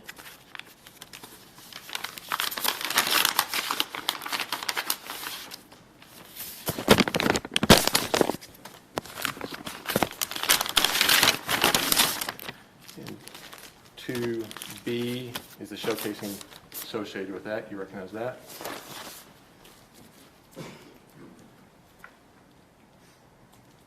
Yes, sir.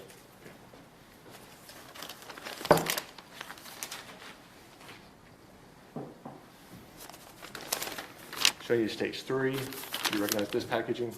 Yes, sir. Same questions, same answers as far as the packaging. Is that correct? Yes, sir. Same thing with 3A. And 3B being the shell casing.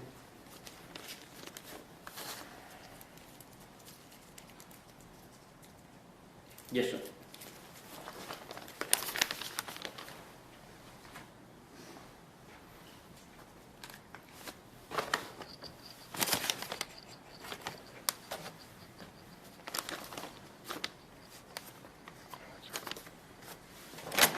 I'm showing you now what's been entered into the record as States 5. You recognize this? The packaging for that. If you don't, that's fine. Yeah, usually with the packaging that we receive, we have our own label on it. I don't see our label on this or me resealing this package. So. Okay. That's okay. Let me show you something. This has been previously admitted as having been collected at the same location where the shooting occurred. And it's been described as a lead fragment. How would you describe that?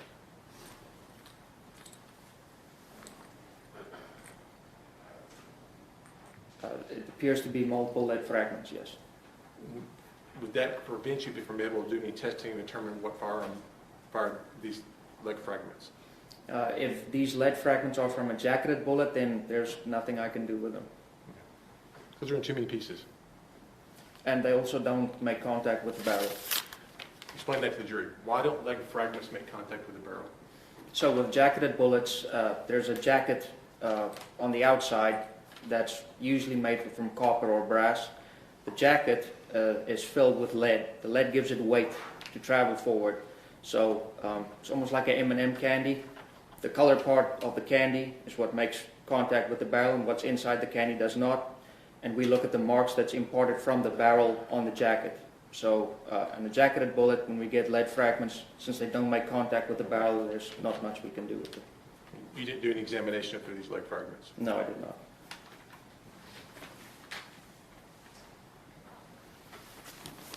I'll show you States Exhibit 6. Do you recognize this one? Yes. We see your yellow tape on it. Yeah.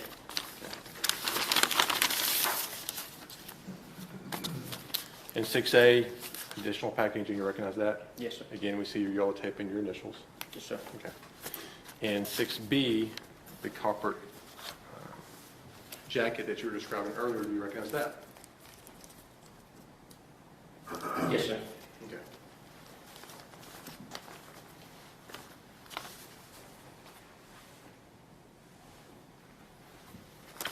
Now I'm going to show you state 7, 7A, and 7B. Now then, we do see your yellow tape on this packaging. Is that Yes, sir. correct? Do you recognize state 7B?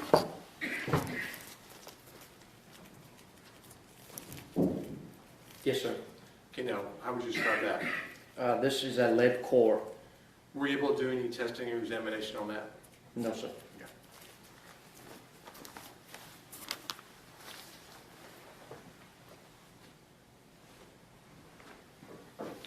Show you states 8. Again, you recognize your yellow tape. Yes, sir. Okay.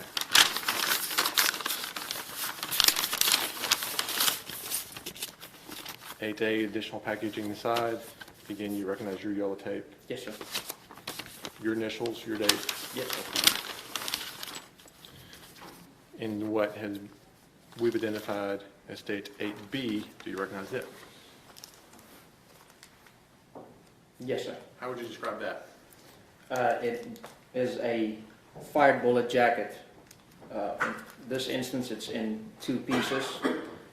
Since when I received the jacket, it was very mangled and folded over each other. And we have to fold it open to see if there are any marks that we can compare. And during this process, a piece broke off, but it was received as a single piece, as a fired bullet jacket.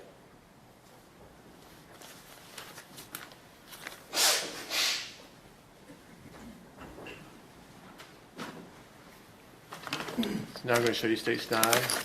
Same questions. The questions and answers are all the same as far as the packaging go, especially on anything that we see yellow taped on. Yes, sir.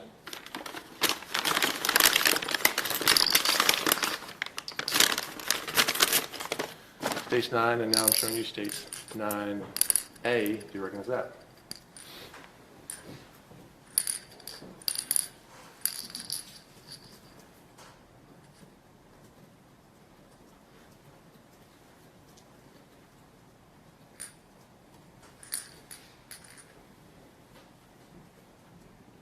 Yes, sir. Okay.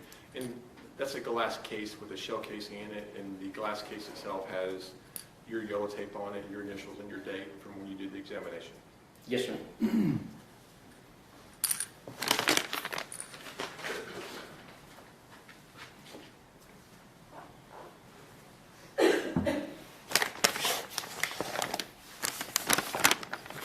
Now I'm showing you, we marked as states exhibit number 10. Again, we see your yellow tape on the outside. Yes, sir.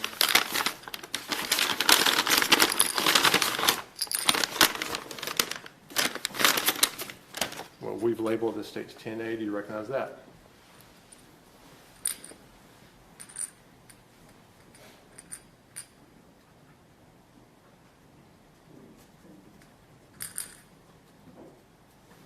Yes, sir.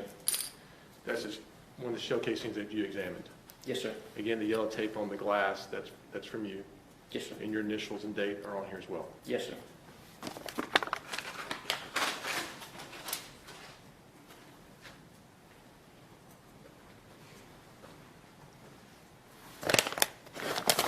Now I'm showing you what we've labeled as States Exhibit 11. 11A, do you recognize that?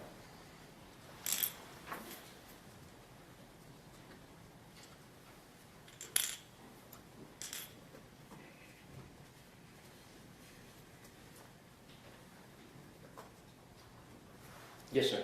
That's a shell casing that you examined. Yes, sir. And again, you recognize your yellow tape, your date, your initials on there as well. Yes, sir.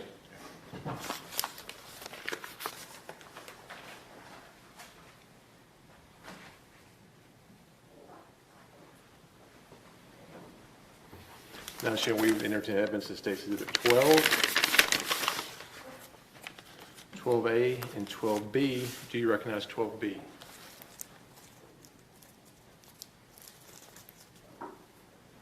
Yes, sir.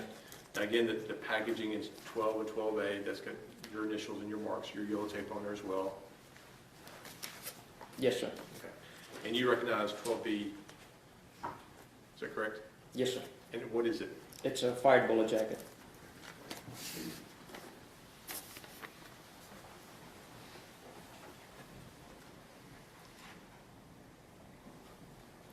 Did you do any comparison to these items to 18B, this Glock 45? Yes, sir. Did you come to any conclusions? Yes, sir. What conclusions did you come to in reference to that Glock 45 to those 6 shell casings? I could identify that the cartridge cases were fired from the Glock firearm. How were you able to do that? Well, as I mentioned earlier, the class characteristics were the same, and then when comparing the individual or unique characteristics, there was enough agreement in those marks for me to conclude that they were fired in the firearm. In reference to any of the copper jackets, were you able to make any or draw conclusions as to whether those come from that firearm? I could not. They were inconclusive. They had agreement of class characteristics, but there was not enough agreement of unique or individual characteristics to identify it to the Glock pistol. When you say there was agreement as to class characteristics, tell the jury what you mean by that. So class characteristics is predetermined features that's measurable, that the manufacturer wants to have in their firearm. In this instance, the rifling profile was 8 right hand twist, and the manufacturing process that they used is called polygonal rifling. So what does that word mean? You get conventional or polygonal rifling. So rifling are the helical grooves that's put inside of the barrel to put spin on the bullet, just like a quarterback stabilizing a football when he throws a spiral. It can go either left twist or right twist. Conventional has got sharp shoulders, and it's usually by means of a cutting process that they impart these marks into the inside of the barrel. With polygonal, in this case, it's a process they call hammer forging. So they have a mandrel with the profile of the rifling on the inside of the barrel, and then they hammer the outside to smash the inside of the barrel basically onto the mandrel, and they remove it. Those polygonal rifling characteristics are rounded and smooth. There's no distinct shoulders that you can see, unlike conventional rifling, which got distinct shoulders. So looking at the copper jackets, you said they had the same class characteristics as that Glock 45. Is there other firearms that have that same class characteristic, or is it a limited number? So doing a general rifling characteristic search in the database, there were only 4 models of Glock pistol and 3 models of Bursa brand pistols that have the same class characteristics as this Glock.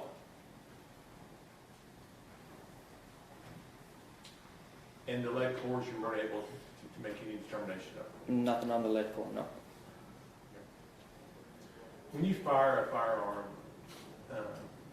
we sometimes see smoke come from the firearm. From the muzzles, yeah. And if you're indoors firing a firearm, if you fire it multiple times, does that smoke tend to accumulate? Yes. Okay. Explain that to the jury. Why does that happen? Well, when firing a firearm, the powder ignites inside of the cartridge case, and it builds up a lot of pressure and gas, and that propels the bullet down the barrel. Now, it's not just the bullet that comes out of the muzzle. It's partially burnt and unburned powder, as well as carbonaceous materials that's in the form of vaporous lead. And that's the cloud that you would see. And the more times you fire it indoors, the more of the clouds you'll see. Yes. I'll pass the witness. All right. Cross-examination. Yes, briefly, sir. What's your first name again? Mateo. Okay. So the Glock has a safe action system, correct? That's the drop safety, yes. And would you say that it has a pretty fast reset? I mean, we don't measure that. Reset just means that you have to release the trigger so that when you pull it, it releases the firing pin again. And so it depends basically on just how many how fast you pull the trigger, correct? Well, you have to release it a certain amount. So, and like I said, we don't measure that distance. No further questions. Okay. May this witness be excused? He is from the state. Spence? Yes, sir. All right. You may be excused. Thank you for your testimony.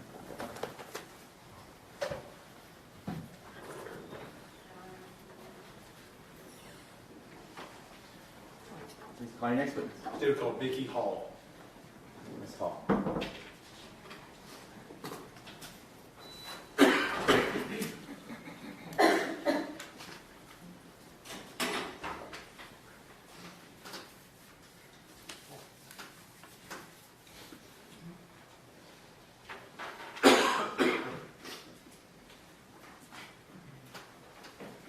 You okay? All right.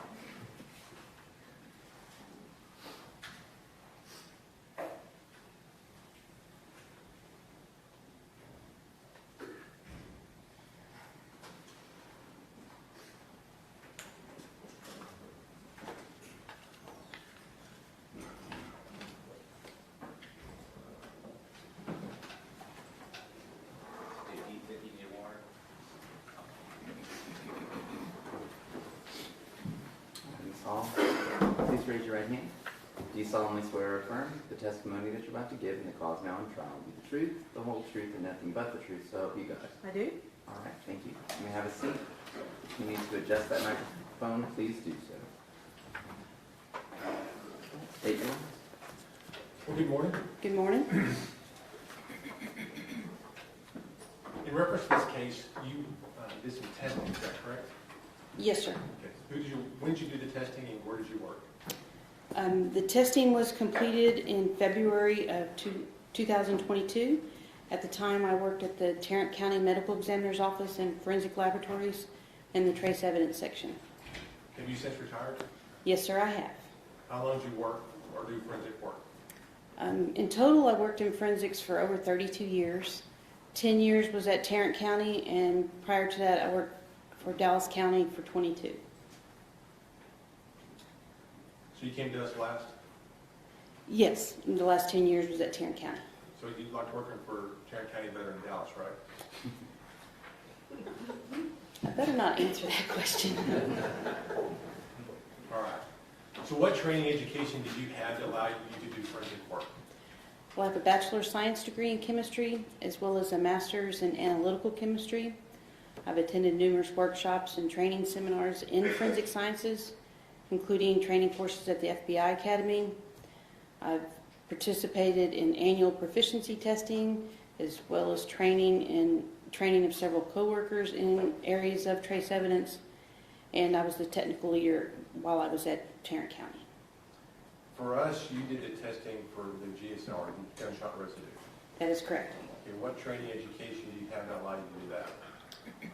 Besides my education and my degrees, I participated in on-the-job training with coworkers. There was a dedicated training plan. I did attend training classes at the FBI Academy specifically for gunshot residue analysis, and also went to several workshops in that area. I went to a company that manufactured our instruments, went to their campuses and participated in training with them as well. And you've had the opportunity to testify in reference to gunshot residue before, is that right? Yes, I have. Many or a few times. Well over 600 times. We'll make a 601 prove that. Something like that. You mentioned proficiency testing, and the jury's already heard what that is. Prior to the testing that you did in this case, you had done your proficiency testing and you had passed, I take it. Yes, I did. And at the time that you did your testing, the Tarrant County Medical Examiner's Office, did it hold any certifications or accreditations as it related to gunshot residue testing? Yes, the laboratory itself was accredited, and then I also held a state license through Texas Department of Public Safety. And they had the same accreditation from the same agency? Yes. Just going to approach the witness. Yeah.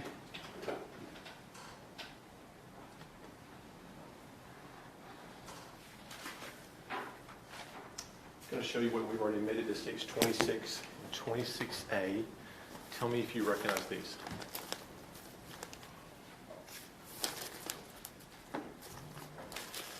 Yes, sir, I do. Okay. Those are stubs to collect GSR.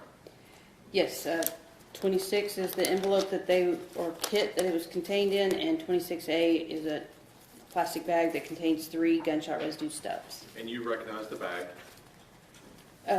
Yes, I recognize the stubs. They have our case number, item numbers, and my initials, as well as the item 26, which is the packaging. And again, we see yellow tape on there from the medical examiner's office. That's been from y'all. Yes, this yellow tape is the evidence tape where I sealed the packaging once my analysis was complete. And the jury's already heard that when you initially get the packaging, it's sealed. And if it's not, you document that and may even return it to the agency because it could have been tampered with. That's correct. I make notations of whether the evidence is sealed or not upon my receipt. When I receive it from our evidence registration department, it must be in a sealed condition. And then once I start my analysis, I do notate the seal. It was sealed properly. Yes, And when you began to look at the stubs, the caps were on them correctly. yes. So there's no issue about cross-contamination from one stub to the other. Not once it reached me, no. Okay. Now then, so how would you begin an analysis in reference to stage 26A? Well, once I notated the packaging, I opened this brown paper sack, inventoried the items, which were 3 GSR stubs, and then I labeled them with our case number, item number, and initials and date of exam. And then I used just a regular stereo microscope and looked at the surface of these stubs, which is a thumbtack that looks like it has double-sided sticky tape on it, and just to look for any obvious residue that might be present. Is there a lot of dirt or fibers that might be present, and then notated that. Once that was complete, then I proceeded to apply a very fine layer of carbon on the surface of these stubs, and that's for the type of testing that we do. I don't want an electrical charge to build up, and so that carbon kind of gives it a grounding effect. And then what do you do?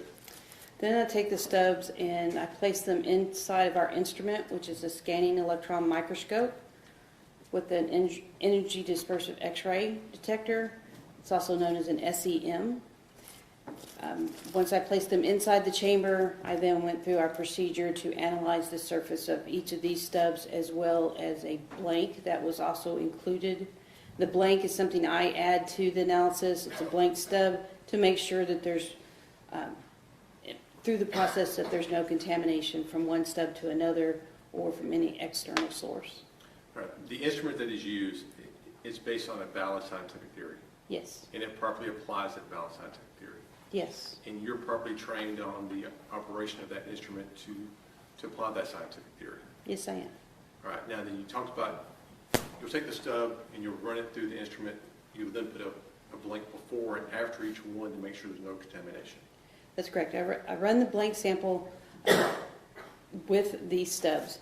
I run a control sample that I know has known GSR particles or a known particle that contains the elements I'm looking for before these samples are run, and at the end to make sure the instrument is working properly. It also ensures that there's no contamination either from one stub to the next or from any previous work that's been done. Correct. That's the purpose for that blank sample. And the known sample will let you know the instrument's working correctly. Correct. Okay. So what are you looking for? For gunshot residue, I'm looking for what we call particles, and these particles are very tiny. They're in the micron size, meaning you can fit 40 or 80 of them side by side, and they be the width of a human hair. So they are not visible to the naked eye. You need a very high-powered microscope to actually see these particles. So during the analysis, it searches for any particles that are present. Now, they may be gunshot residue particles, or they may be something that a person comes into contact normally in their environment. You might find gold, silver, or platinum from jewelry, or things off of your keys, or depending on what your occupation is, you might have residue on your hands. And so it searches the surface of each stub and will notate a particle that's present. And then it determines the chemical composition of that individual particle. This analysis will print out a list of all those particles, and there may be 100 particles on a stub, or there may be 20,000 particles. It just depends on how dirty and how well that sample was collected from a person's hands or other surface. So I'm looking for particles that contain the elements of antimony, barium, and lead. Those three elements in that combination are what's characteristic of gunshot residue. So I like to find these individual particles with those three elements in order to say that those characteristics have been met. And why is that important, just those three? Those are the major components of the ammunition primer. So within an ammunition cartridge, at the base of it, you have a very small chemical mixture known as the primer. Most primer mixtures have those three elements I mentioned, antimony, barium, and lead. So during the firing process, that chemical mixture explodes, which causes gases to build up, and the burning of the gunpowder, which forces the bullet down the barrel and toward the target. But within that cloud of smoke you see coming from a gun when it's fired is this residue coming from that chemical explosion. And within that cloud you have these very tiny particles. And the ones that I'm looking for have those three elements. Are there other ways to have a combination of those three particular particles outside of primer from a gunshot? Those three elements on a single particle is not very common in the environment. It has been found on rare occasions on a brake lining, on a car in Europe. You may find it anytime a primer is used. Some airbags will use a primer, so sometime if an airbag is deployed, there might be these same type of residue particles coming from that. Some old construction tools like nail guns would use primers, and sometimes if you used a nail gun that used primers, you might get these same type of particles. But outside of those, is really going to be limited to primer from shooting a gun. That's correct. In looking at the stub for the right hand, and I think the stub for the left hand and for the face, were you able to come up with any results? Yes, I was.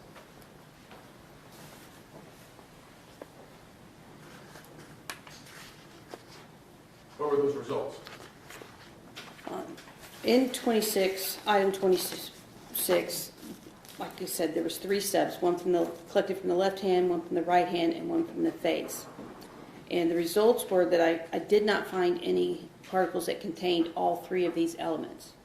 I did find numerous particles that had two of the three elements, or combinations that we consider consistent with gunshot residue. So they could be from gunshot residue, or they could be from some other environmental sources. For example, on my item 12.1, which is the stub from the left hand, I confirmed the presence of one lead antimony particle and 3 barium aluminum particles, which is consistent with GSR, and also 1 barium calcium silicon, which we also find in gunshot residue, but can be from an environmental source as well. On the stub from the right hand of Mr. Timothy Simpkins, I found 1 antimony barium aluminum particle, 3 barium aluminum particles, and 1 barium calcium silicon. On the stub from the face, there were 2 lead antimony particles and 1 barium aluminum particles. So these particles that were found on the stubs collected from Mr. Simpkins were consistent with GSR, but I can't say absolutely that's where they originated from. Because you only had 2 out of the 3 and not all 3 together. That's correct. I either had 2 of the 3 or some other varying combinations. And you also had some other particles consistent with, but just wasn't part of the main 3. That's correct. But you had particles on all 3 stubs. Yes, I had consistent particles on all 3 samples. That's what. Cross-examination.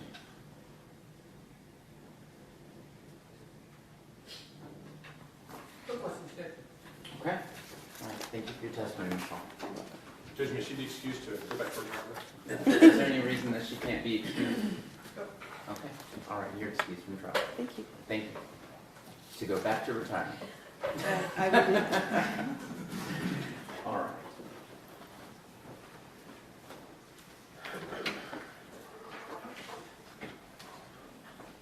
All please call your next witness. Shania McNeely. Shania McNeely. Okay.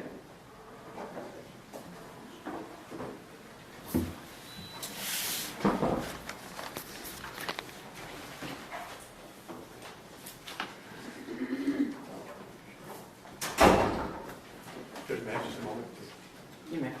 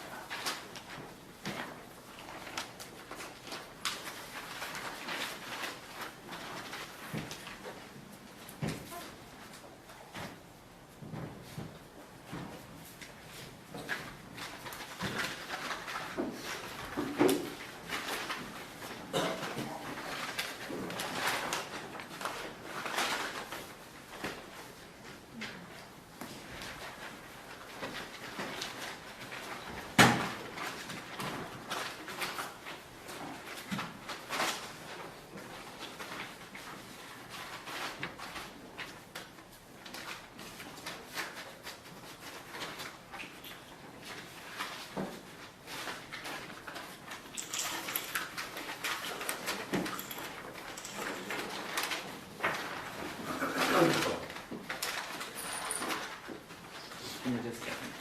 Give me just a second. It's fine, it's fine.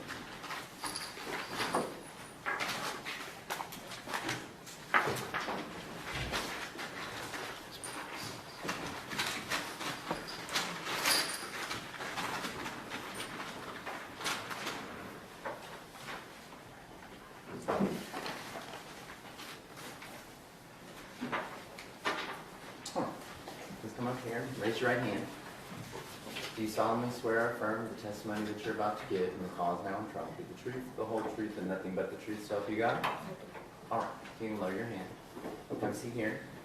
Make sure that microphone fits you. I'll ask you to do one thing. Even though you've got a microphone, I need you to speak real loud so that people in the back can hear you. What it does is make sure that you pronounce your words, okay? Okay. You're real soft. I need you to talk louder. Try again. Okay. Is that louder for me? No, it's not. Talk louder. Okay. There you go. All right, state your witness. Can you tell me your name, please? Shania McNeely. Okay, that's good, I can hear you. Keep your voice up, okay? Pull that microphone closer. Thank you. Ms. McNeely, I'm gonna ask you some questions about what happened at Timberview High School on October the 6th of 2021, okay? Okay. You were a student there at the time, correct? Yes, ma'am. What grade were you in? I was a junior, I believe. A junior? Yes. Okay. So you are now are you in college? I graduated. I started college in August. And you're going to be studying nursing? Yes, ma'am. All right. What class were you in that morning? Whose class? Mrs. Altman class. Mrs. Altman's? Okay, keep your voice up. I can barely hear you. Okay. So I'm going to ask you some questions about what happened that morning in the class. All right? Yes, ma'am. Did a fight break out that morning in the classroom? Yes, ma'am.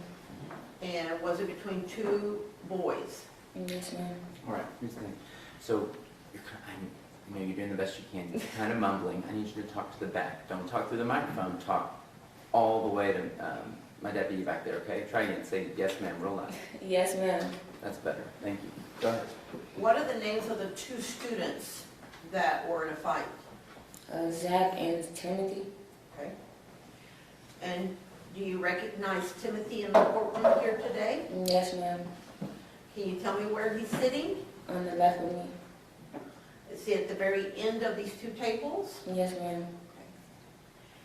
So tell me what happened in the classroom that you saw.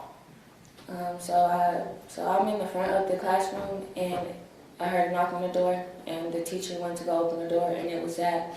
And then when she opened the door, they were talking for a little minute, and then Zach burst in, and the fight just started. All right. So you heard some talking between Zach and Tim? No, the teacher and Zach. Okay. because he came in late. Okay. And then the fight started, is that what you said? He burst in and then the fight just started. Okay. And then what did you see during the fight? A fight, a lot of punching, throwing, stuff like that. Were people taking their phones out to videotape? Yes, ma'am. Were you videotaping? Yes, ma'am.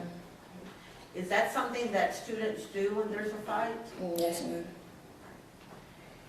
At some point, did you stop videotaping? Yes, ma'am. Why? It just got too hectic, like, I was scared, so I exited the classroom. Did you ever see a weapon? Yes, ma'am. Who had the weapon? Timothy. Okay, tell me about that.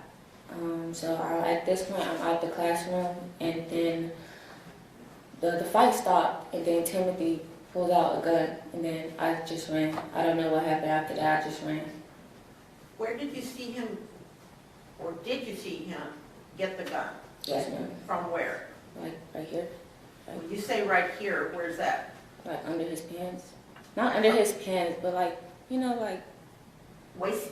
Yeah, he pulled it out from right there. And is that when you started running? Yes, ma'am.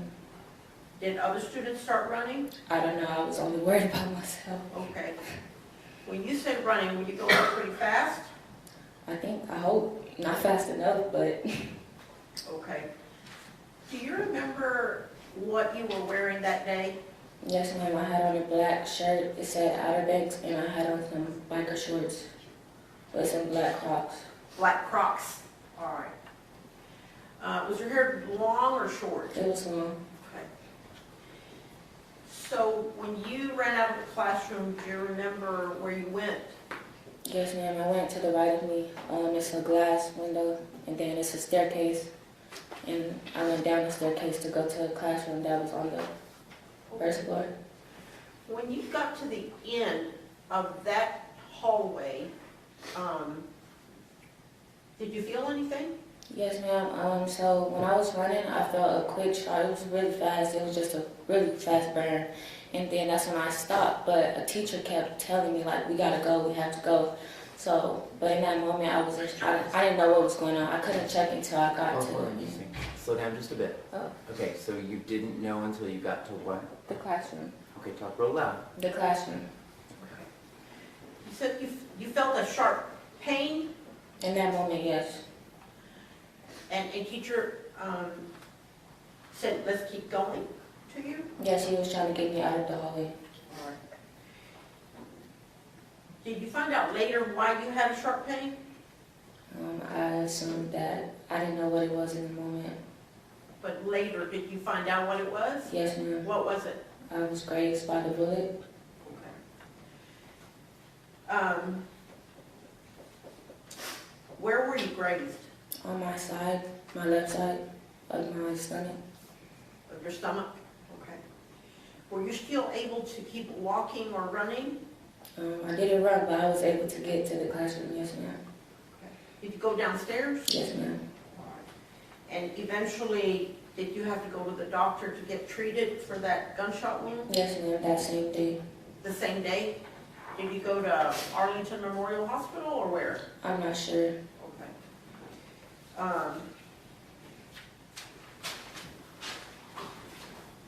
How did you get a hold of a parent or somebody? Yes, ma'am. Who was that? My mom. Okay. When did you get a hold of your mom? After like 5 minutes, it happened. She was at work, so I kept trying to reach her. But after a while, I got a hold of her. Okay. Was your mom allowed to come to the school to come and get you, or what happened? So when I left the school, I left on an ambulance, but my mom was there. At the school? Yes, ma'am. Did she ride with you in the ambulance? No, ma'am. Did she have to follow the ambulance? Yes, ma'am. Now, after this happened, did you go back to that school? No, ma'am. Did you have to switch schools? I wanted to switch schools. Pass the witness. Cross-examination. Good morning, Shania. How are you? Good morning. How are you? I'm doing well, thank you. So, on cross-examination, you mentioned that Zach just burst in Ms. Altman's classroom. Is that correct? Yes, ma'am. Okay. And when that happened, did you see Tim fight back? I wasn't paying attention, but I know after a while with the fight, I seen him. He didn't fight back. He was just laying on, because he was on the floor. But that's the only time I didn't see him fight back. Did you see Zach stomp Tim? On the floor, yes. And why did you decide to stop recording the fight? It was too scary. Got too serious. Was the classroom loud during the fight? Very. Did any teachers come in to help break up the fight? Yes, ma'am. Do you remember who those people were? No, ma'am. Did you see a teacher push Zach? No, ma'am. How did the fight end? I'm not sure.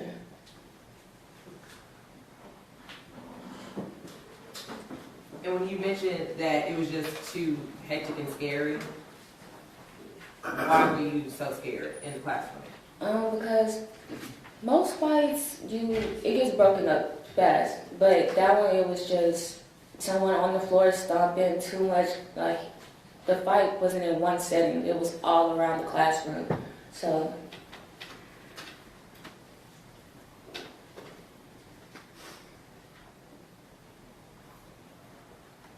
Okay, and so when you were able to run out of the classroom, did you feel a fast burn or a fast pain? a burn. Okay, fast burn. And how long did it take you to find out what happened to you? When I went to the classroom that the teacher was trying to get me to. And at what moment did you decide to run out of the classroom? When I seen the gun.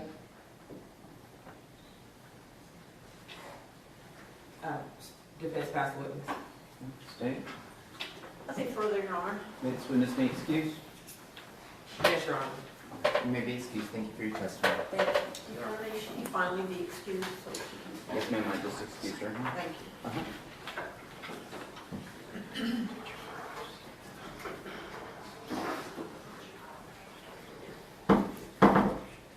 All right, please call your next witness.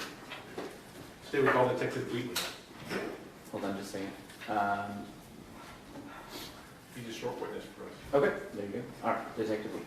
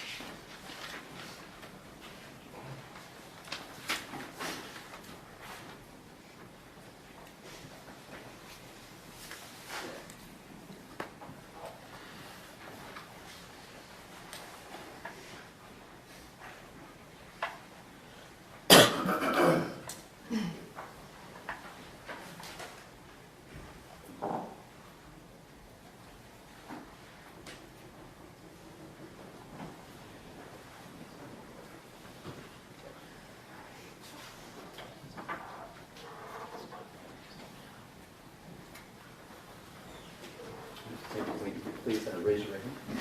Do you solemnly swear or affirm that the testimony you're about to give in the cause now and trial will be the truth, the whole truth, and nothing but the truth, so help you God? Yes, sir, I do. All right. You can have a seat here. Please make sure that the microphone is muted. Try to speak slowly and loudly so everybody understands. Yes, sir. And it's your witness. All right. Can you introduce yourself to the jury and tell them how you're employed? Yes, sir. My name is Sean Wheatley, and I'm a detective in our violent crime unit with the Arlington Police Department. How long have you been a police officer? A little over 31 years. All that with Arlington? Yes, sir. You're the primary detective on this case. Yes, sir. On October the 6th of 21, did you have an occasion to go to the high school where the shooting occurred? I was assigned a case. I wound up responding to the hospital, but it was reference to a shooting that happened at the high school. But ultimately, did you ever go to the high school? Yes, I did. You ever go down that hallway where the shooting happened? Yes, I did. go down there while the evidence was still out? No, I did not. You've seen the photographs collected by the FBI. Yes, You've seen the evidence collected by the FBI. yes, You had an occasion to interview multiple witnesses.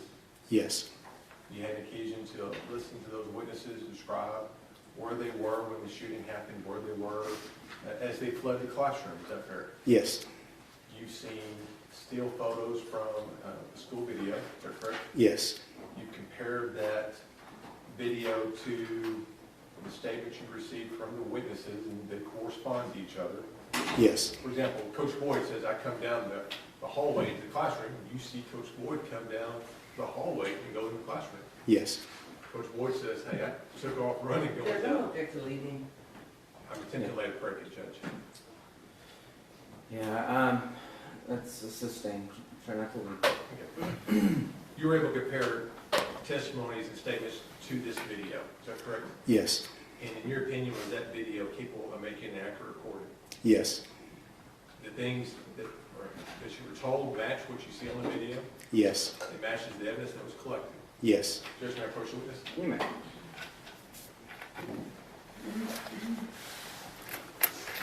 I want to show you what we've marked as stage 42 flash drive. And on that flash drive is the video we've been describing. Yes, sir. And it's a fair and accurate copy of that video. Is that correct? Yes, I believe so. We're offering stage 42.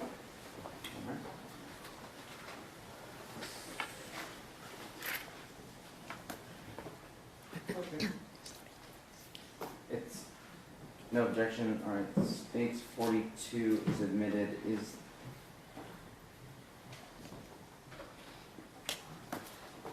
what's that, what file, is it just one file on there, a couple of files? Is it a? It's a viewer with a video file. But you have to have the viewer to see the file. All right, Permission to publish? you may.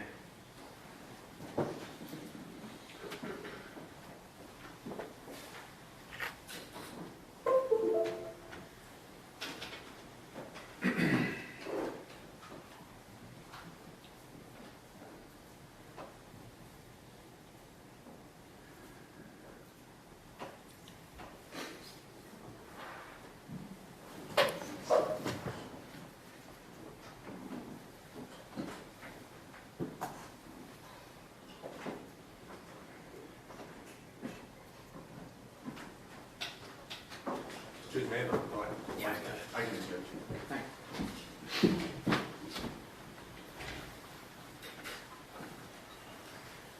All right, take the, can you tell us what we're looking at here? That's going to be the hallway where the classroom for Miss Altman is at, and the hallway where the shooting took place at. And for the jury's benefit, they have seen stills from this video. The classroom is literally right here in this corner. Yes, sir. And the stairwell, there's one stairwell where I'm pointing right here. Yes, Is there another stairwell further down? yes, And there's been testimony that this is kind of like an H with two crossbars. There's another hallway going further down this way. Is that correct? yes, You just can't see it in this video. that's correct.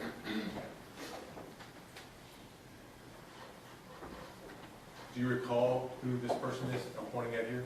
Yes, Who is that? I believe that is Charlie. Last name is Johnson? Yes, She was a student there at the time. yes,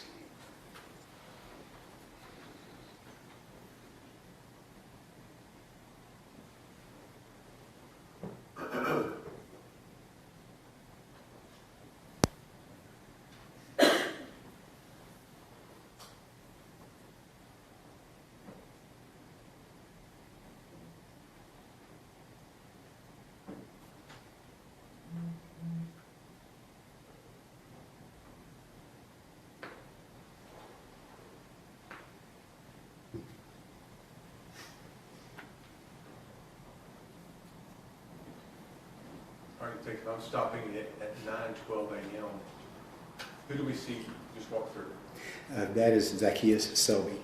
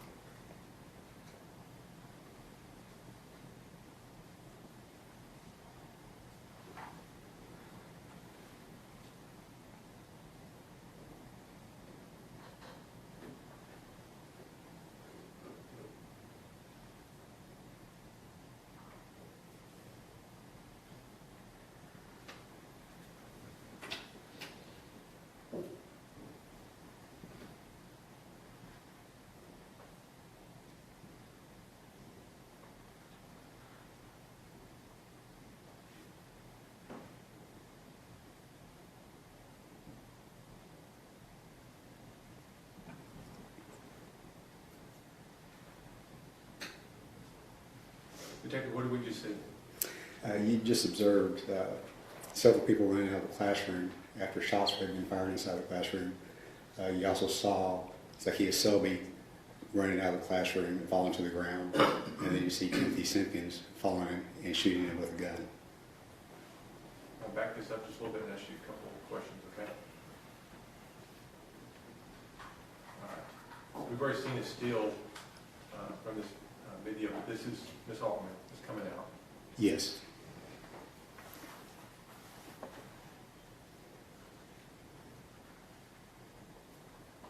This is going to be Ms. McNeely. Yes.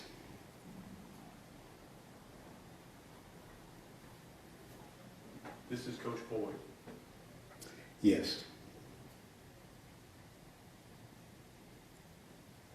Okay. Now, there's a glass case right there. Is that correct? Yes. Charlie Johnson's running this way, and it appears there's 3 other students who are running that way as well. Yes.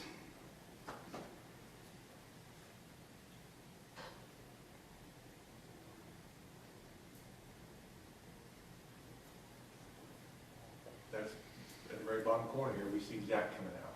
Yes. Okay.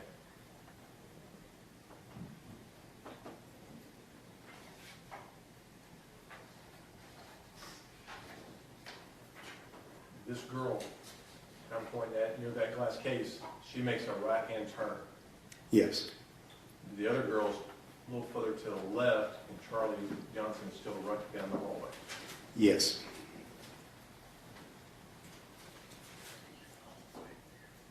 And Zach is just falling down on the ground. Yes. Coach Boyd's almost completely caught up with Miss McNeely. Yes.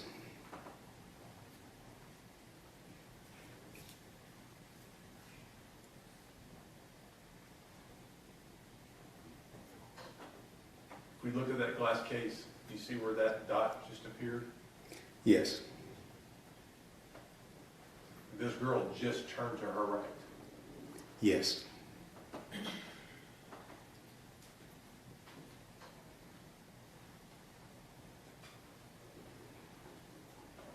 This glass case was just shattered. Yes. That girl turns left, and that's her right. What happens to her? Object to reading. I can rephrase. Please. Do you have an opinion as to what happens to that girl if she turns to her left and not to her right? I object to speculation. So rule. Yes, I do. I believe that she would have been in danger of being shot also.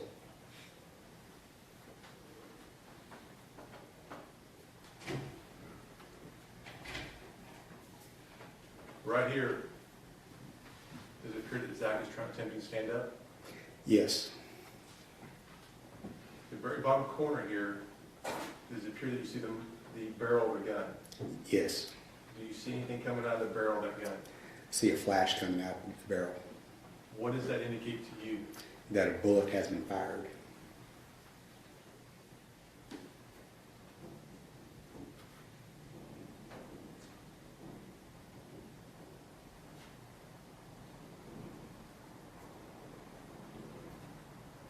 Now then, the defendant, does it appear that he's pointing the gun? Yes, it does. Zach's attempting to stand up, but he's stumbling. Yes. Very far background here, Miss McNeely and Coach Boyd. Yes.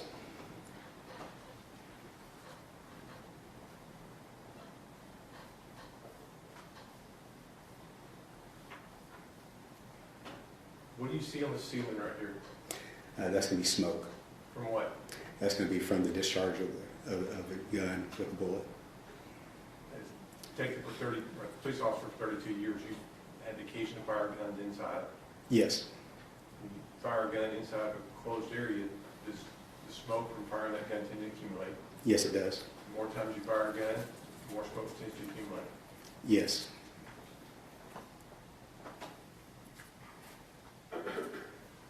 Oh, by the way, the position that Zach is in right here, would you call that an aggressive position? No, we're not. any of the positions that we see him as he exits that door, would you call that an aggressive position? No.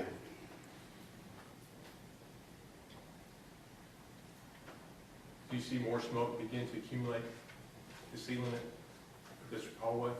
Yes, I do. What would that indicate to you? That more rounds have been fired. Where is Zach at now? He is at the entrance to that first stairwell. Standing up, He's laying down on the floor. face down, or on his back? He appears to be on his back. Head up, Yes. doing what? Appears like he's trying to get away. Looking at the person who's shooting him. Yes.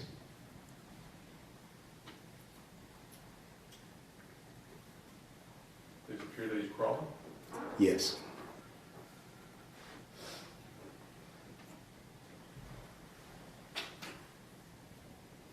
What does it appear the defendant's doing? At that point, he appears to still be pointing the gun at Zach.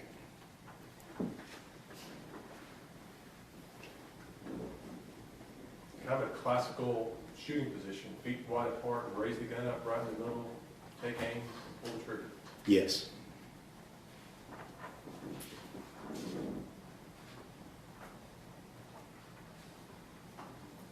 Right here in the hallway, you see what, you see any marks or color? Yeah, it appears to be red blood.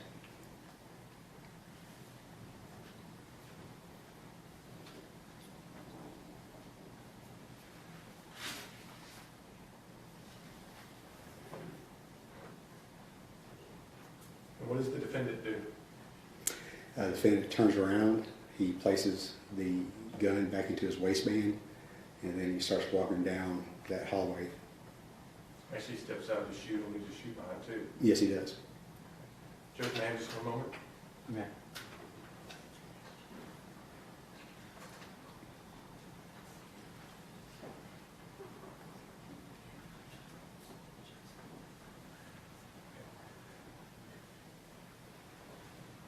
Detective, at the beginning of your testimony, you said that you first went to the hospital, is that correct? Yes. Did you have an occasion to go see Zach when he was at the hospital? Yes, I did. And did he have gunshot wounds to his chest, arms, and legs? Yes. Do you know if he had to have surgery? Yes, he did.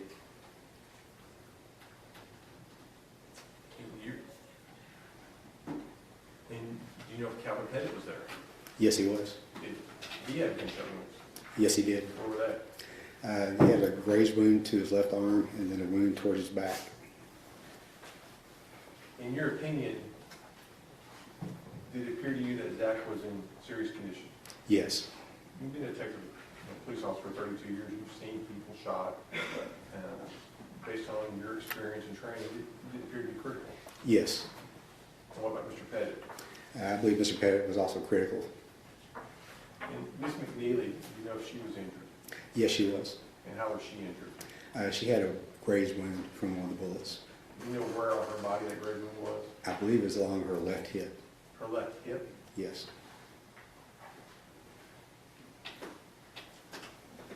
In this location where this high school is and where this shooting occurred, that's in Tarrant County, Texas. Yes. That was on October 6th, 2021. Yes.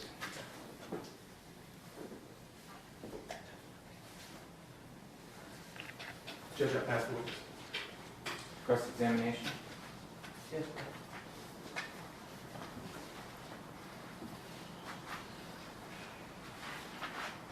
So you're the lead detective that compiled everything for this case? Yes, ma'am. And you also had Detective Hall, Van Treck, King, Schaefer, and Simmons, right? Yes.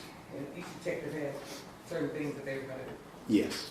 So you say you're in the violent crime unit?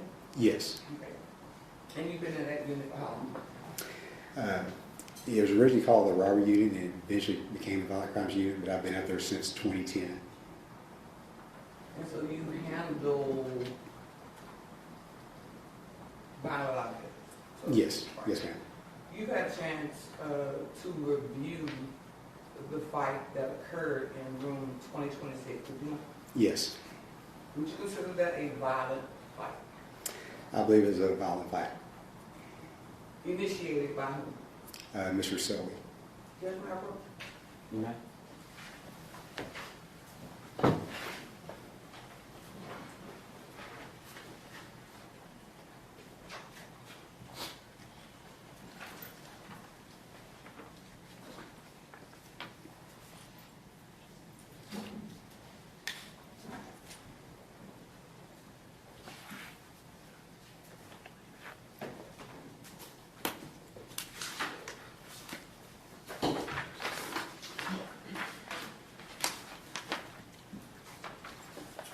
I'm going to show you what's been marked as defense exhibit number 3, and ask if you recognize that. Yes. And we've seen this compilation. Is this a fair and accurate depiction of the person that was standing outside of the room with Zakiya Shelby on or about October the 6th, 2021? Yes. Should offer defense exhibit number 3 to state for inspection? No objection. Defense Exhibit 3? Yeah. I'm sorry. Is it number 3? Exhibit 3, yes. All right, that is admitted. Did it appear from watching that and talking to Charlie that, did she tell you that Zach came to school agitated that morning? Objection, hearsay. Who told him? You interviewed Charlie, correct? Yes. Did, when Zach initially walked into the school, Zach appeared to be pacing down the hall, correct? Yes. He didn't immediately enter into Ms. Hoffman's class, did he? No. And then, at some point, Zach gave Charlie his phone. I'm not sure if he gave him his phone or not. From the film, you could see her with the phone, correct? You can't see her with the phone. And at some point, it appears she's laughing, Yes. as if she was anticipating something was gonna happen. Yes. So when Zach comes in, he puts his backpack outside the classroom, does he not? Yes. And at some point, he has to come back in and get his backpack, Yes, ma'am. right? And shortly thereafter, so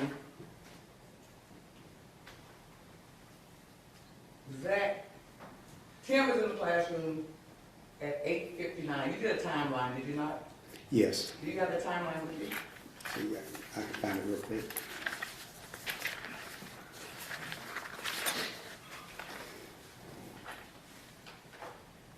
Yes. So Tim is in the classroom at 8:59:32, correct? Yes. And Zach comes in he's in the hallway with Charlie at 9:11 and 27 seconds, Yes. correct? And then he's in the hallway by himself at 9:12:09 in the hallway, correct? Yes. He enters the room at 9:14, Yes, ma'am. and you hear a shot at 9:15 and 4 seconds. Yes. So Zach immediately went to Tim, correct? I believe he did. Well, how many times would you say you watched that video? The school video or the Classroom video? classroom video that was taken? I watched it several times. I'm not sure how many I've watched it though. Did you watch it just before coming here today? Yes, I did.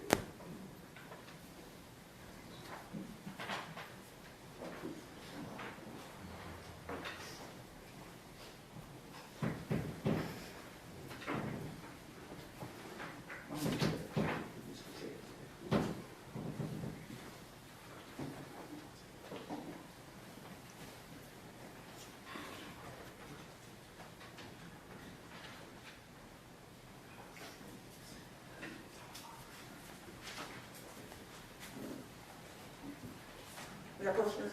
You may.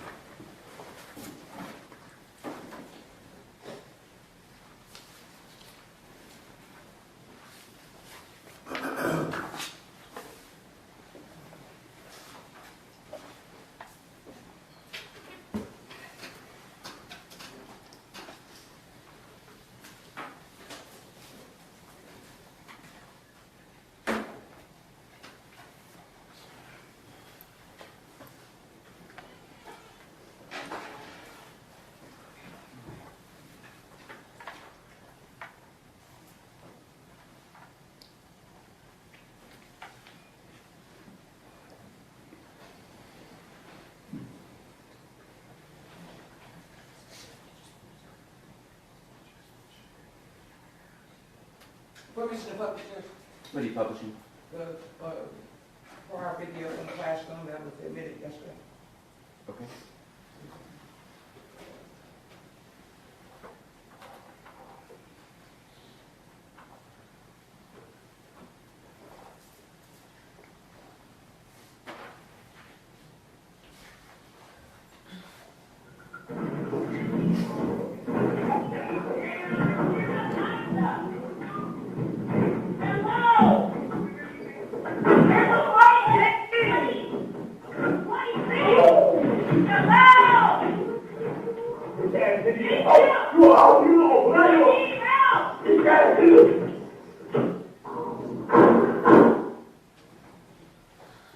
So you see the violent nature of that going in charge of him, correct? Yes. Do you see Tim at any point attempting to defend himself? No, not from that video. You said you've been, are you aware of that his head was hit on the side of the desk? No. But you saw him thrown into a chalkboard, correct? Yes. Did you pay particular attention to the words that Zach was saying in the classroom? Yes. Do you call and listen very, because I know you've heard it, what does on blood mean? Typically, that's kind of like a gang reference. So on blood means it relates to what gang? To the Blood Street gang. And that's basically a term that's saying I pledge my allegiance on blood, correct? That I'm not sure about. But on blood, nigga, on blood is what he said, correct? That's what it sounded like, yes. At any time during your investigation, did you get with Mansfield, rephrase?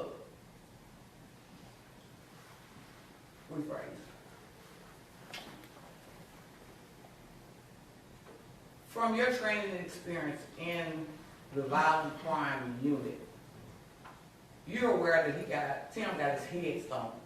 Yes. Yes. Is that action by someone capable of causing death or serious bodily injury? In this circumstance, I don't think that's the case. Is it possible? Is it possible? Yes, ma'am. Did Ms. Herrera and Coach Boyd tell you they feared for Tim's life? Objection, hearsay. Sustain.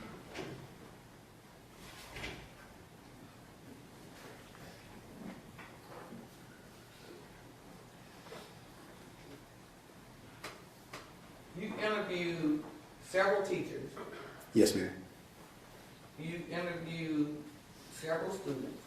Yes, ma'am. Without saying what they said, some concerns were raised. Objection. It's our statement and answer requires him to base it on hearsay.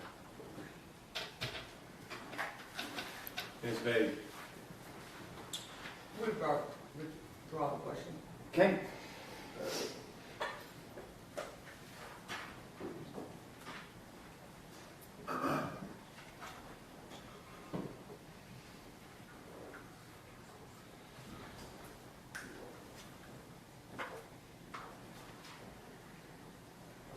From viewing the tape of the video, the fight, would you agree that the fight looked one-sided?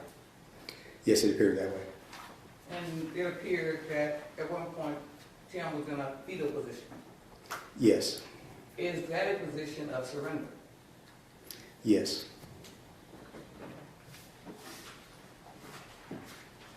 And in that position of surrender, he's still getting hit about the head and stomped by Yes. Zacchaeus Shield. Yes, ma'am. Anything particular that you notice about the clothing that was worn?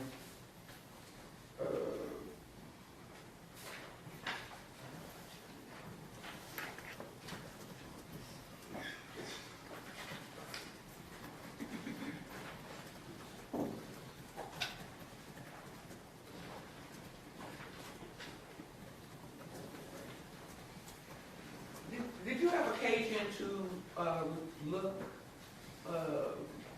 at the photo to see that Tim had some bruising, about his head? Yes.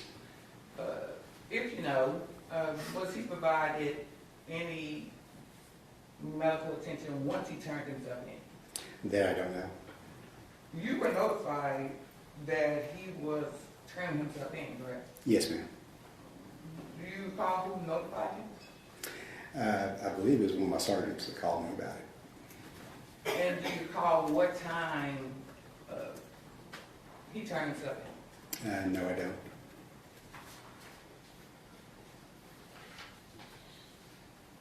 It's like 1:30-ish, sound familiar? Yeah, it's within probably 3 hours or so of the offense occurring. So that sounds about right. So this happens at 9, 3 hours later, he's turning himself in. Yes.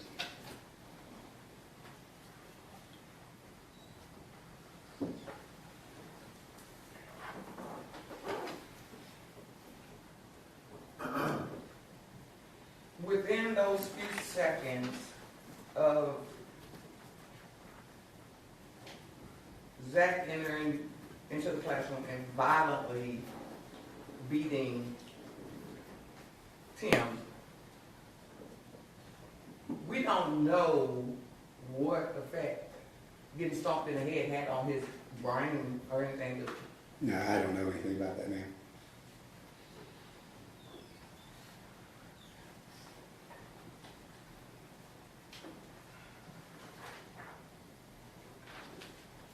Within the video that we are seeing, the fight video that we're seeing right now, who provided that to you? That was, I believe, that was forwarded by one of my sergeants. But that particular morning when this went down, kids were, it's like airdrop. This went like viral. And what does it mean when we say airdrop? Well, it means that it was sent out to many, many recipients who were able to view the video. So they could have been a longer extended, did you ask for a longer extended video from people that had maybe? Yeah, we looked for longer extended videos, but all the videos we received were that exact length.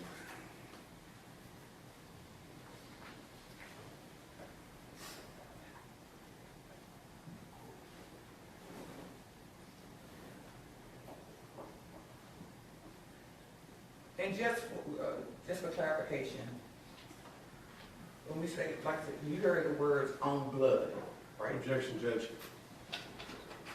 Ask and answer. Finish your question.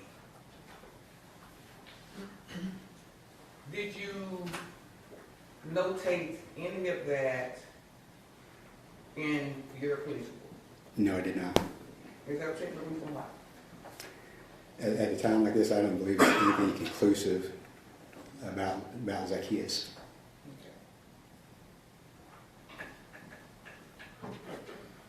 Hindsight, 2020, right? Objection. Ask and answer. They, Okay, I'm done. Okay. She abandoned the question. State redirect. yes, sir, if I may. Okay. When the defendant left, where did he put his gun? In his waistband. Defense counsel asked you a question about the fetal position the defendant was in, that you saw in the video. What was he doing? I believe he's trying to maintain control of the gun that was in his waistband. And he's huddled over, holding on to like his stomach area. Yes. Where he put the gun when he left. All right? Yes.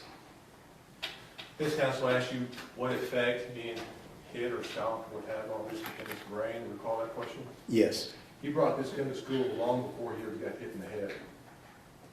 Yes. Pass this witness. All right. Meaning redirect. Recross. Excuse me. Just 1 minute, Judge. Yes, ma'am.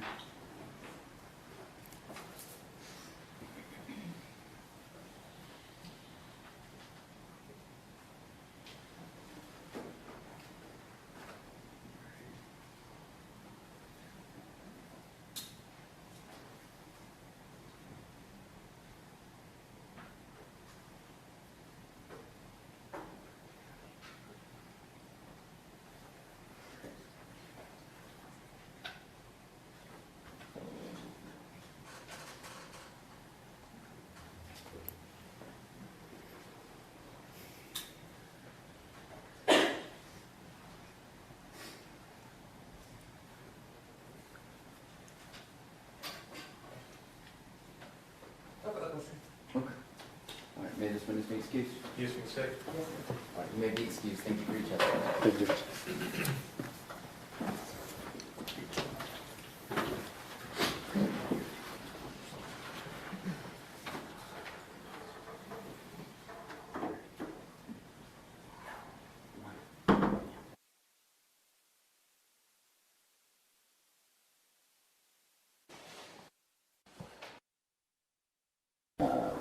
Members on each side.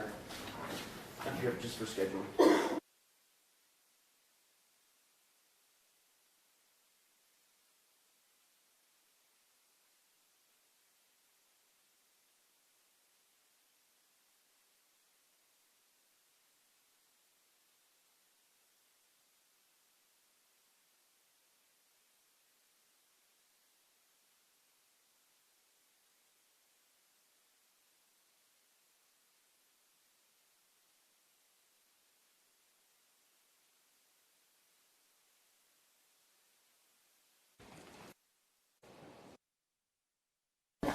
Your Honor, ladies and gentlemen, jury, with that, the state will arrest this case in chief.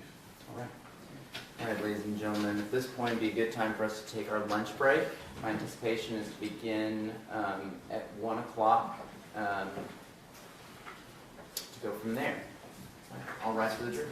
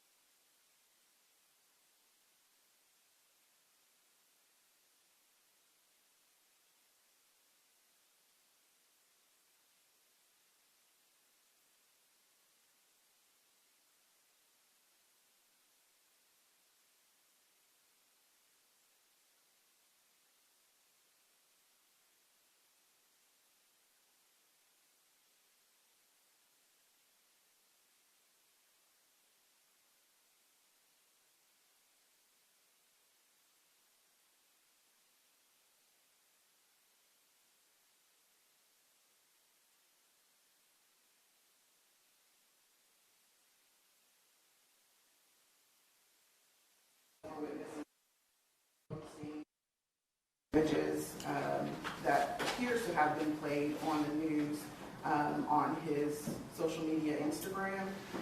It's also been brought to our attention, and I also believe the intention of the state's investigator, that Zacchaeus Selby sent a vanishing, like an instant message to a witness, Charlie Johnson, who was initially on the state's witness list. It doesn't appear they're going to call her now, but she was here yesterday, and she received a message on Instagram from Zacchaeus Selby asking her, what is she doing? And she felt that message to be threatening since she was here to testify in this case pertaining to him.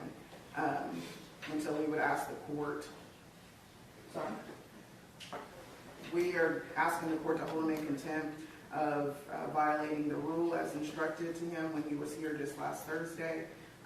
One of the videos was posted as he left the courtroom on last Thursday, a video that was from the news media of him leaving the courtroom.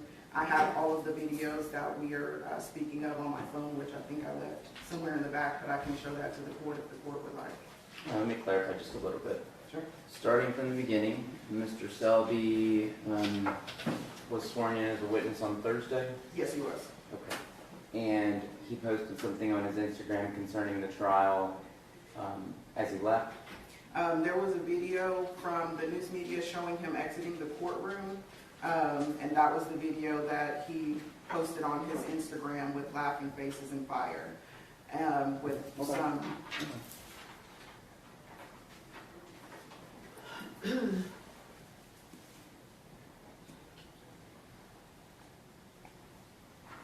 Laughing faces and fire. Okay. And it does have a song playing in the background. I don't know the exact lyrics to it, but the court can be able to hear that. Following... Hold on. So then what happened next? And following that, there were a number of videos just posted of him fighting, which we believe is obviously an essential part of this case, since the defense is alleging he was the first aggressor. Okay, where were these videos of Selby fighting posted? On his Instagram story. He posted pictures of himself fighting on his Instagram story? Yes. Okay.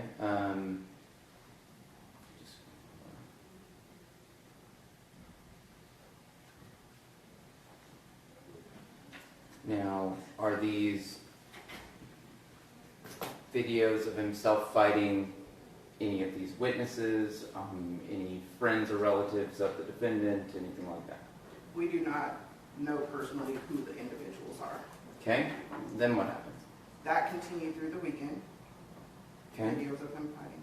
And then on Monday, he posted a video of Tim sitting here in his chair and a number of other messages such as, let me get my popcorn out to watch this shit, damn, they're hoeing me.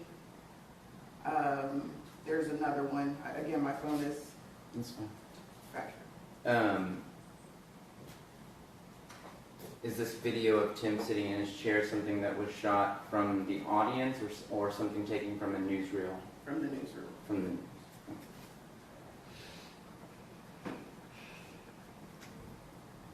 Okay, and what else? Also yesterday, a witness that was here and sworn for the state and sitting in the back received an Instagram message in the form of what's called a vanishing message, meaning once you see it, it disappears. Sure. From Zach that says, "What are you doing?" And she perceived that to be a threat. Okay. And this is the Charlie Johnson individual? Yes. And she will also be here at noon if the court shows her. Okay. And what else happened? That's all that we have so Okay. far. With regards to the first four items, while not ideal, what is, you were here for my admonishments, Mr. Selby, what court order did he violate for me to hold him in contempt concerning 1 through 4? I'll get to 5. Well, we believe that as a witness, he is out watching media coverage regarding this case, which he should not be doing as a sworn witness in the case. Okay. Maybe I should have admonished him concerning that. I did admonish him not to speak to other witnesses or to,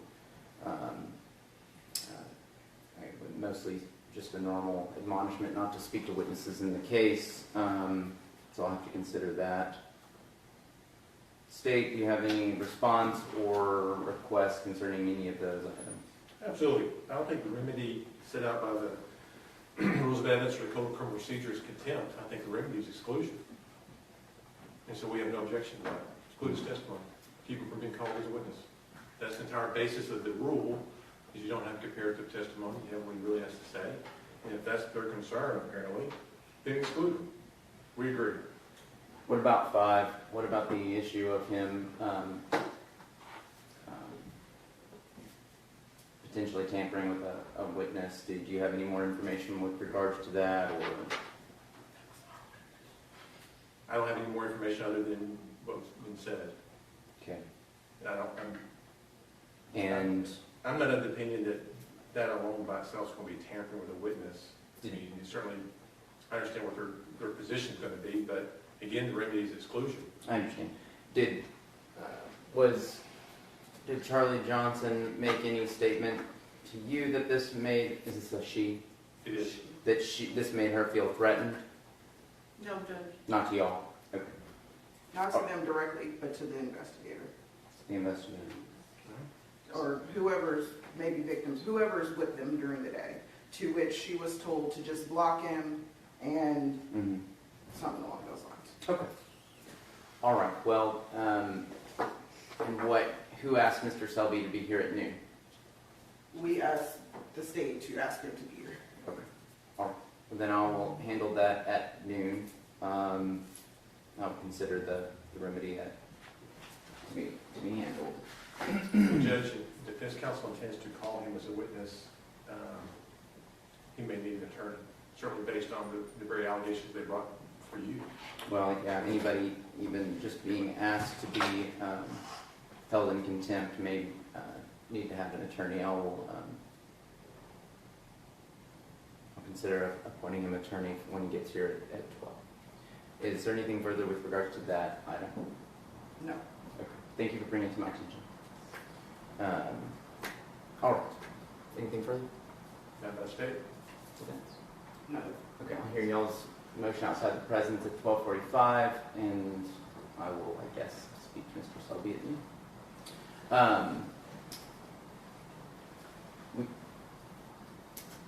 That'll be all right now. Mr. Welch, I'd like to ask you something real quick, and you can be here if you want. Doesn't have to do with these motions or this issue. In fact, let's just talk in chambers. Yes, sir. Yep.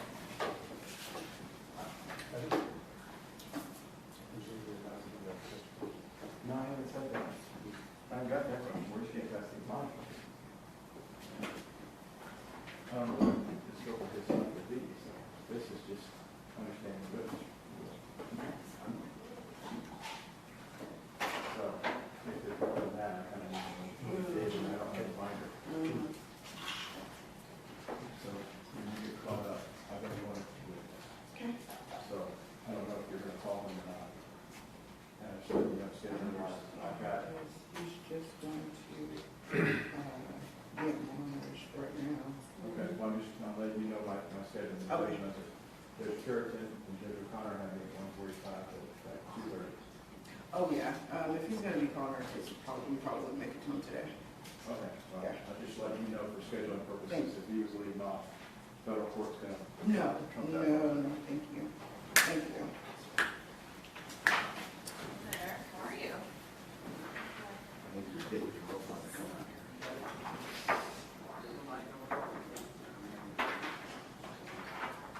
Judge, thank you for allowing me to go through No, that's what I'm on.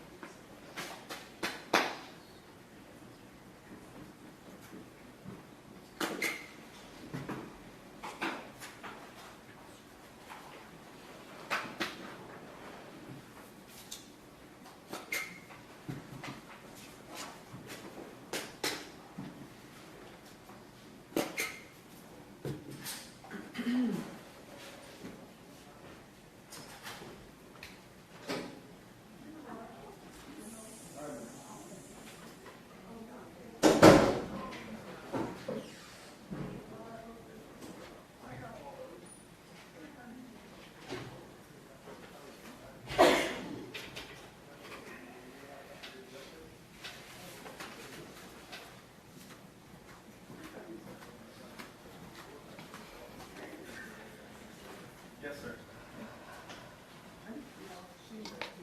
Okay, so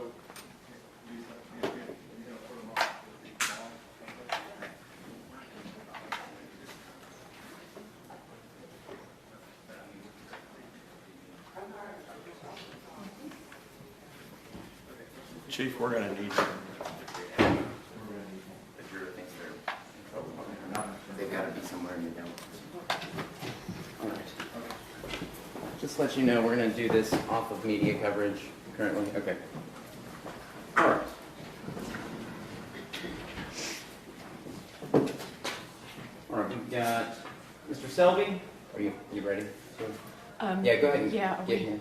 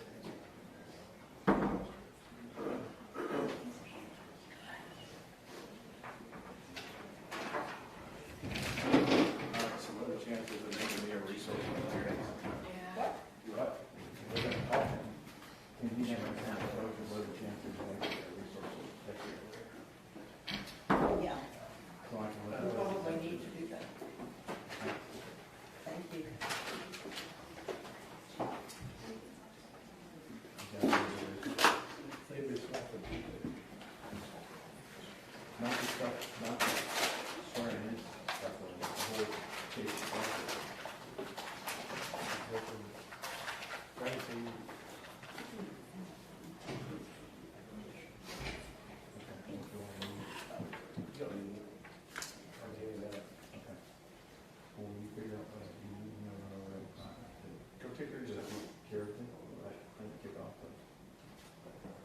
Yeah, but I just need to I mean, be I really have a problem saying, just to say something, we did give you all this.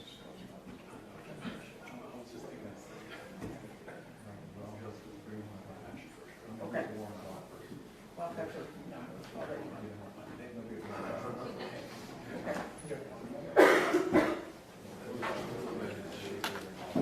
Okay.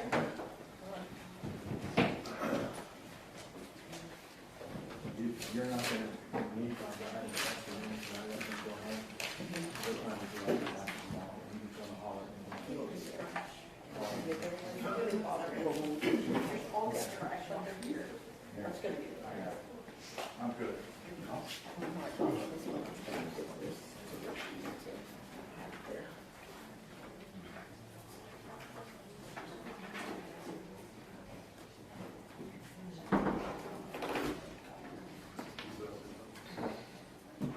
Have you heard anything about the funeral for sanitary?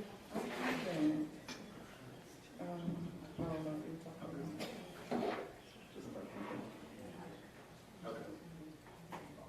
Is this y'all?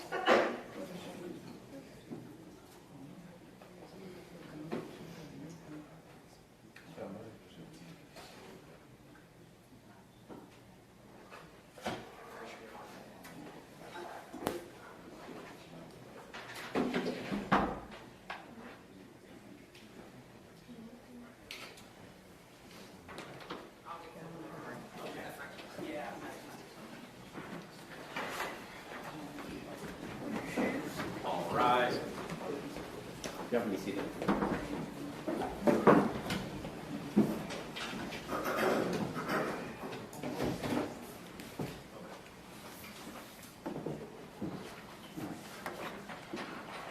We're back on the record, 1773950, State of Texas versus Timothy Simpkins. The state having rested, does the defense wish to be heard outside the presence of the jury? Yes, Your Honor. The defense would like to make its motion for a directed verdict. The state has failed to prove each and every element of the offense of attempted capital murder beyond a reasonable doubt.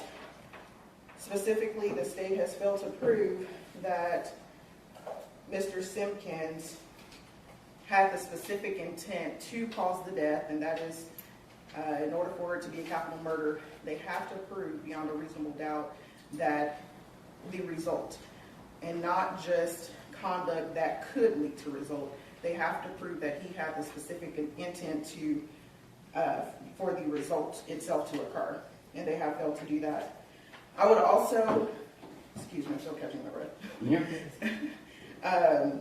Point your attention to paragraph 2 of the indictment, where the state, and if you will, follow along with me in the statute of 1903 and 1902.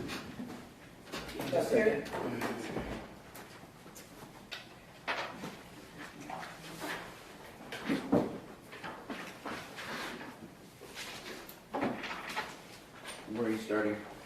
I'm going to start with 1903A, which is the first essential element for a capital murder, is that a person commits an offense if the person commits murder as defined under 1902B1, which 1902B1 specifically defines the murder to be intentionally, which or knowingly cause the death of an individual. So they have to allege that he had the specific intent to cause the result. What they have alleged here is that he's had an intent to commit an act that could cause the result, which is under 1902B2. But capital murder requires that to be proved under 1902B1. And so if paragraph 2 is not, if the court does not have a charge to which they can give to the jury as it pertains to paragraph 2, because the state has failed to actually allege an attempted capital in paragraph 2. And the courts of appeals, let me bring this up so I can see. Gray v. State 152, Southwest 3D 125. Our legislature 152 Southwest. 3D 125. Okay. Our legislature has made clear that a trial judge's charge to the jury must set forth the law applicable to the case, which paragraph 2 does not set forth the law that would be applicable to an attempted capital murder. It further says it is not enough for the charge to merely incorporate the allegation in the charging instrument. Instead, it must also apply the law to the facts adduced at trial. This is because the jury must be instructed under what circumstance they should convict or under what circumstance they should acquit. Jury charges which fail to apply the law to the facts adduced at trial are erroneous. And so without the state having actually alleged an attempted capital murder in paragraph 2, because they have not alleged a specific intent to commit the result and not an intent to commit an act that could lead to the result. There's a difference there. And I believe the law is clear because they specifically spell out 1902b1, which is different from 1902b2. So we would ask the court to direct its verdict as it pertains to this case and specifically as it pertains to paragraph 2.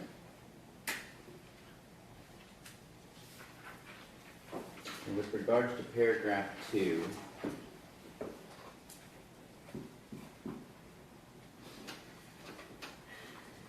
are you saying that it's insufficient in its charge because it should read attempt to intentionally cause the death of more than one person?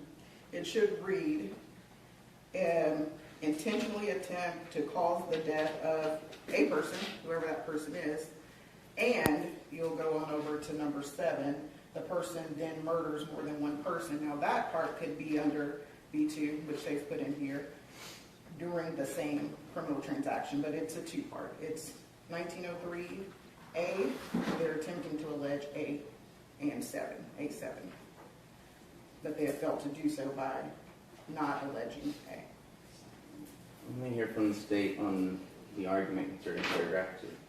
Judge, in reference to the argument on paragraph 2, this particular prose has already been held to be sufficient for purposes of capital murder and killing more than one person numerous times. To address her particular argument, it's not alleged he committed that clear danger to human life with intent to cause serious bodily injury. It clearly alleges attempt to cause the death by intentionally shooting somebody. That's an intentional act. The language is there. Her disagreement may be grammar, but this has been held to be sufficient. This alleges an intentional act. It requires an intentional act with intent to cause the death. Now, the difference is it's an attempted crime, so we have to have that language in there for attempt. It's not a completed crime. I hear you. All right. In your argument, Ms. Clayton, with regards to paragraph 1, is that it hasn't been proven all the elements beyond a reasonable doubt? Yes, Your Honor. Okay, and did you have an element to which you believe they are missing? I would say specifically to the element of intentionally, let me read it correctly, to any person with the intent to place the public or a substantial group of the public in fear, and that they haven't proved beyond a reasonable doubt that it was Mr. Simpkins' intent to do so. Right. All right. The court will overrule both motions in the case. Is there anything further you wish to urge outside the presence of the jury? No, Your Honor. Okay, both sides ready for the, well, hold on. Let me see, are y'all gonna open? No, Your Honor, defense waives opening. Okay. We'll get into testimony. Okay, y'all plan to open a case? Yes. Okay, are y'all ready for the jury? Yes. Dave? Judge, we obviously don't know who we're going to call. Right.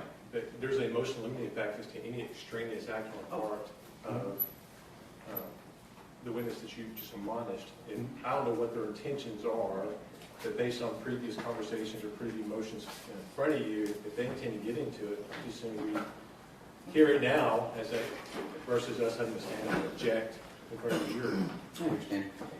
It would be my preference at this point that if your intention is to go into subjects we discussed with regards to the state's motion in limine and that are listed as extraneous offenses in, with regards to the state's motion in limine, that we hear it outside the presence of the jury before we bring them in. If that's not where y'all are going, then let's get started. Yes, I did actually meant to mention that some of the witnesses that we have brought here today, we do anticipate that their testimony would be about the, giving an opinion of the reputation of Zacchaeus Selby.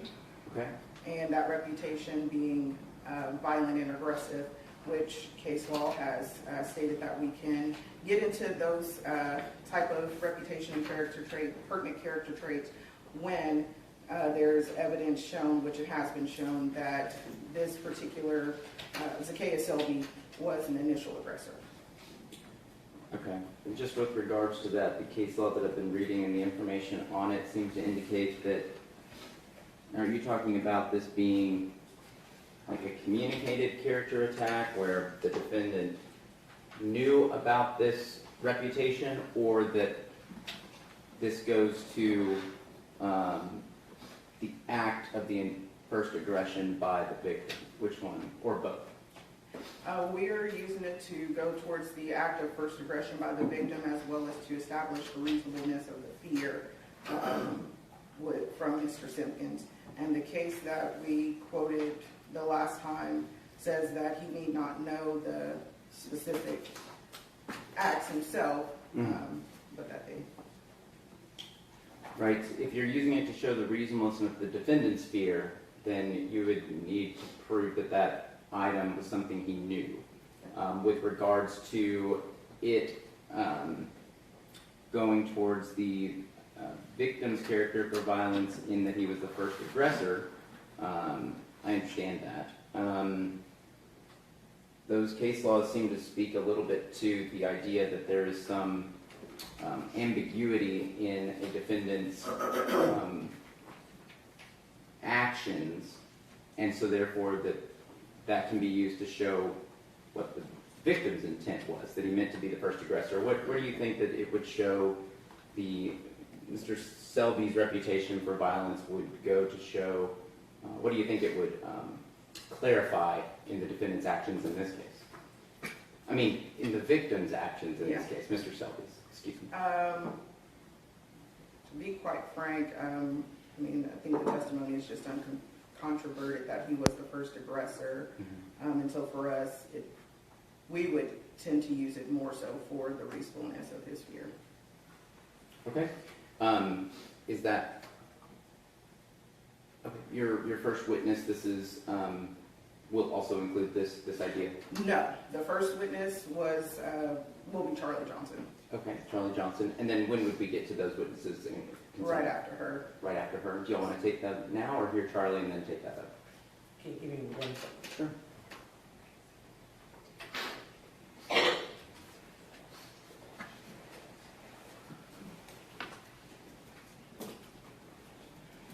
Maybe we should go ahead and get Charlie so we get him in. Charlie Johnson.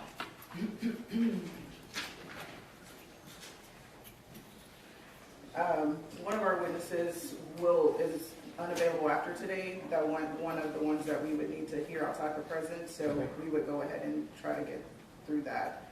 Get them on the stand first. Yes. Okay. And who would that be? Stephanie Vitry. Okay, Stephanie Vitry. That's Not Charlie Johnson. Yeah. And then what I'd like to do is vet out your issues outside the presence so we can get a good ruling. Okay, perfect.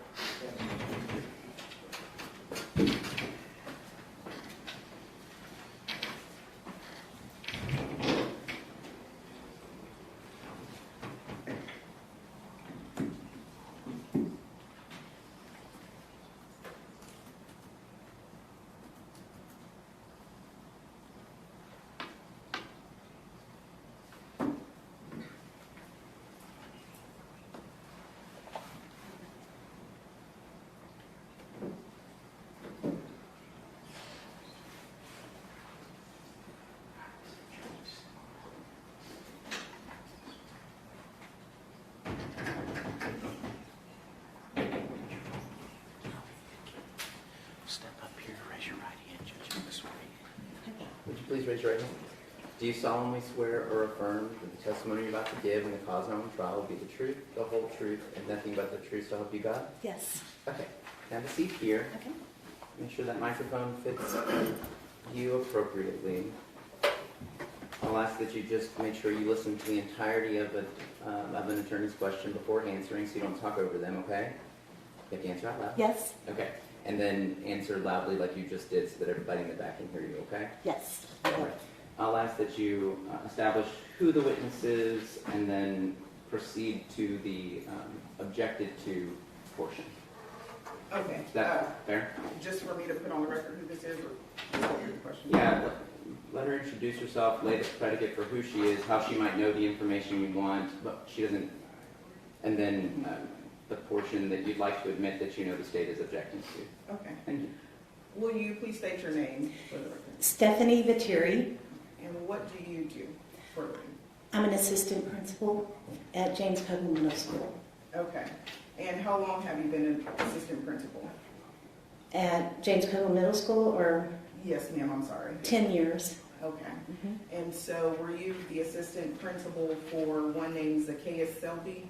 Yes. And do you recall that particular student being one up under your authority?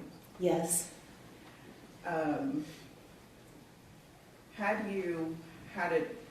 Do you know Zacchaeus, or let me rephrase that. Had you come to know Zacchaeus well enough to form an opinion about his reputation? Yes. And what would that opinion be? Based on my recollection and the referrals that I've received from his teachers, it was about fighting, profanity, and altercations within the classroom. Okay. And what grades would he have been in when you were his assistant principal? 7th and 8th grade. Yeah, that's the extent. Okay, and that's the proposed testimony you wish to elicit concerning that issue? All right, state any objections to the testimony? Yes, sir. Okay. What are your objections? Do you want the witness to stay in here, or do you want me to? Do you have some reasons that she should? Okay. Well, one object is impermissible under 404 Okay. and 403. Okay. First of all, we'll just start off with the time. This is her opinions when he was in 7th and 8th grade, which I will presume is ages 13 and 14, maybe 12 and 13. So some 2 or 3 years before this crime occurred. Okay. So I don't know how you get past relevance. And then, Judge, in looking at the very case this defendant cited to you towards the state, there must be some specific act that is probative of the, they say deceased, I'm going to say the victim's state of mind or intent. The witness must know, the defendant did not know of the act. They got to point to some specific act that they're trying to explain. And as the court has heard the testimony, I certainly agree with the defense counsel, it's unequivocal. The fight had ended, has stopped. Without question, even on cross-examination, the witnesses said that Selby raised his hands up and said, "I'm done." And it's only after that point that this defendant drew his gun and began shooting. And Judge, I'd also point this out to the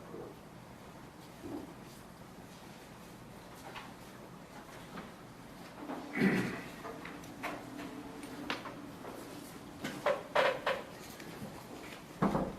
Additional case law for you. This defendant is not entitled to self-defense. Looking at the case law I handed to you, Wilcox v. State, which, while it's an unpublished opinion from February of this year, it cites numerous published opinions, it clearly states that when the defendant becomes the aggressor and continues to shoot, he's no longer acting in self-defense. He's the aggressor. And so, at some point, he's not acting in self-defense. He has no right to continue shooting. So if that's true, he has no right to self-defense, then this evidence is not admissible. And that's consistent with line of case law in Torres v. State. Can I clarify something really fast that the state's attorney has just stated incorrectly, that the defense agrees that it's uncontroverted, that the fight ended and stopped. That was not my statement, and that's not the defense's position. I understand. All right, at this time, I'm going to find that this will be admissible evidence. I believe that it would be for a use other than conformity under 404B, that it is more probative than prejudicial, or substantially more probative than prejudicial under 403, and that although the 7th and 8th grade issue does detract from the relevance, I believe that's something that could be addressed and handled via weight and from cross-examination than from admissibility. So as far as that testimony goes, I'll allow it this time. And Judge, Yes, certainly based on this ruling and their intended line of questioning of evidence, it is certainly our intent that they've opened the door to all the extraneous acts that we've given notice of, in particular that this defendant was involved in a shooting 1 week prior to this occurred, and all the text messages back and forth between him and his friends where he's saying he's going to shoot first and not involve himself in a fight. Sure, I understand. And the admissibility of other acts based on, or other things based on what the defense's theory is will be left to when and if the state requests to introduce that testimony. I'll have to make that ruling at that time. This time I got to make this ruling here. So I understand. All right. Anything further about that particular testimony? No, not from the defense. Okay. Both sides ready for the jury? Say true. Well, yeah, did you want to do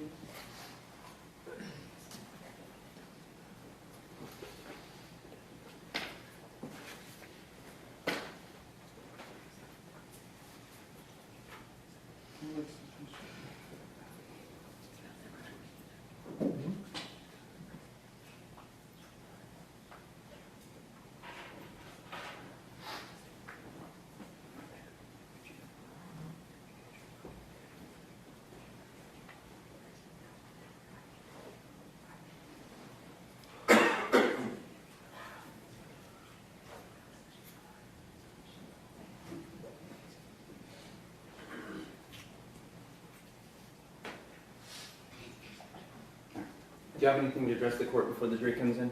Possibly. Yes. I'm sorry. That's what I'm talking Okay. about. She does not have to sit there though, because she's also still not going to be the first witness. She will not be your first witness. No. Okay. Then please return to wherever you were waiting. And just remember, just real quick, you've been sworn in under the rules, so that means you can't attend testimony. Please don't talk to other witnesses or potential witnesses. I don't want them influencing you and you influencing them. Does that make sense? Yes. All right. Thank you, ma'am. Thank you. Uh-huh. All right. But then call your next witness. Janelle Tanner. Say that again. Janelle Tanner. Okay. And will this evidence be outside the presence of the jury? Or? Yes, outside the presence, pretty much laying the same type of, Okay. and for the court to decide if it's Okay.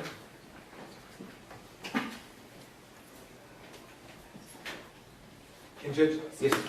one final objection in reference to that last witness. Okay. The rules of evidence clearly state that a person can give their opinion as to reputation without, you cannot give the basis of that unless it's specifically asked.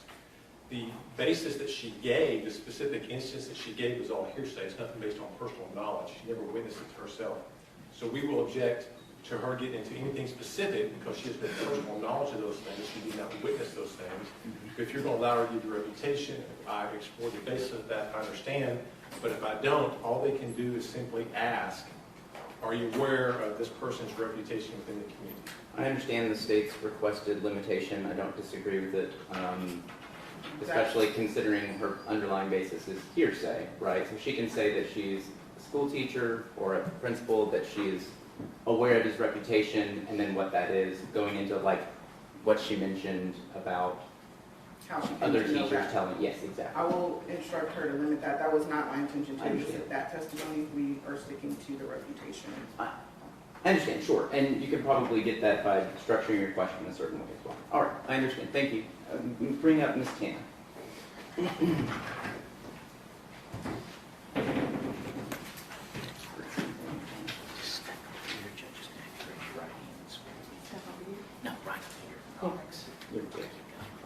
Ms. Stanton, raise your right hand. Do you solemnly swear or affirm the testimony that you're about to give in the cause now on trial will be the truth, the whole truth, and nothing but the truth to help you God? I do. Oh, you can have a seat here. I'm going to ask that you just make sure that you listen to the entirety of any question from either attorney. Make sure they're done asking their entire question before you try to answer. And then when you answer, talk all the way to the back, okay? Okay. But you got to talk louder. I'll say it now. Yes. Okay. There you go. All right, your witness, please. Thank you. Can you please state your name for the record? Janelle Tanner. And what do you do for a living? I am an assistant principal at Timberview High School. And how long have you been employed as an assistant principal at Timberview High School? I started October of 2019, so I've completed 4 years. I'm starting my 5th year. Okay. Do you know Zacchaeus Selby? Yes. How do you know Zacchaeus? Zacchaeus is, during that time he was on Timberview's campus, I was his assistant principal because of our alphas are split up. And so he has the end of the alphabet, and that's the group of kids that I served over. Okay. And do you recall what grades Zacchaeus would have been in when you were his assistant principal? Starting out as a freshman and then at the beginning of his sophomore year.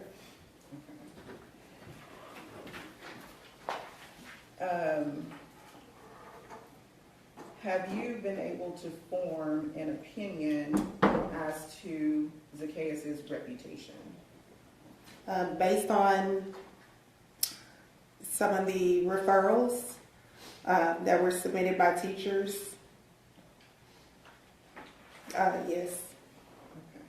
And what would that reputation be? Based on the infractions that were submitted by teachers, he had infractions of skipping, he had an infraction of fighting, and there was an infraction where he was disrespectful to a teacher.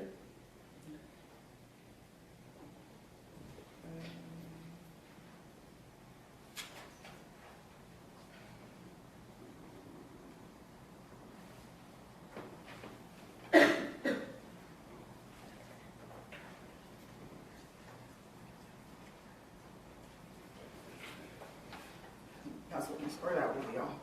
Judge, may I ask you questions? Yes, on that topic, yes, you may. The referral of fighting, was it just this one incident? October 6th? No. Was there other incidents?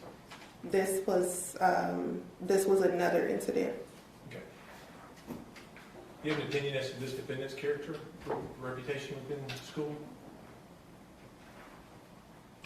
It would just be based on the referrals that were submitted by teachers. What referrals did this defendant have? Timothy. Yes, ma'am. He's had referrals for skipping, and then there was one referral for inappropriate behavior. How about for a referral for bringing a gun to school?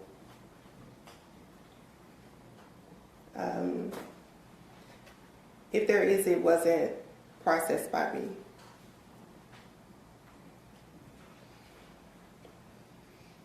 What was the inappropriate behavior? It was a classroom, maybe about his freshman year or sophomore year, I can't recall, where he went to the restroom for a long period of time, and a teacher asked him about why was he in the restroom so long, and I can't recall the statement verbatim about he used the word ass. That's about as much as I can remember about that particular referral. So just using inappropriate comments in class, not towards the teacher, but just used them in class. You have no personal knowledge of anything in reference to either this defendant or Mr. Selby? I'm not sure. You didn't witness anything yourself? I did not witness. So you're basing your opinion simply on what you have read or someone told you? Simply what I've read. You've never actually spoken to anybody about his reputation? Just based off of the referrals, I would. So you have an opinion, you don't know what his reputation is. Again, it's based off of the referrals that I've read. So is your personal opinion is that he's not a law-abiding student? Or do you just want to say that he has some referrals? My statement is that he has referrals. Okay, so you don't really know what his reputation is, you've never spoken to anybody. You didn't go to the teacher's lounge and go, man, that Mr. Selby, he's whatever, and they tell you that they agree that his reputation among all the other teachers or students is that's bad. You don't have anything like that. If I had questions about referrals, then I would refer to the teacher to get more information, but I don't recall if at any time where a referral that I process, if I followed up with questioning with teachers. Okay, so not aware of what his reputation is. I'm gonna help you out. There's two things. There's reputation and there's opinion. Okay? People can have a reputation within their community. And they know that reputation because you talk to other people about that reputation. Okay? Have you spoken to anybody about Selby's reputation? Not specific acts, but what his reputation is. We have, if I had questions about any of the infractions or actions, I would get consult from other assistant principals. So you said if. Did you? Not that I can recall. Okay, so you can't recall ever speaking to any teachers or assistant principals about his reputation? About specific situations, I talk to teachers if I had questions about situations. Do you have an opinion as to what you believe his character trait is for being a peaceful student? It's based on the referrals that were, if I'm looking at the referrals, he's a skipper. He's been disrespectful to a teacher. That's it? So do you have an opinion? And he had a fight. Do you know anything about the fight? Any details? Any details about the fight? That I can recall, it happened in the restroom. Okay. You don't know anything else about it? And the student he had the fight with. Okay. Do you have an opinion as to his character trait for being peaceful and law-abiding student? Again, based on the referrals, You got to answer that question, yes or no. Repeat the question for me. Do you have an opinion to Mr. Selby's character trait for being peaceful and law-abiding?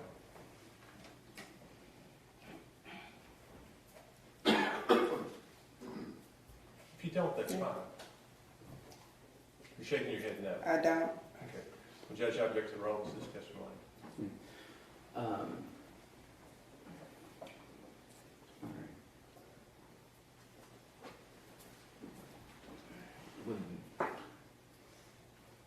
Defense, do you have any other questions for this witness? No, Your Honor, we do not. You do not? Okay. Thank you, ma'am. Wait, you're calling this one now or later? All right, Ms. Taryn, you can step down. Oh, let me tell you this also. You've been sworn in, so don't go anywhere just yet.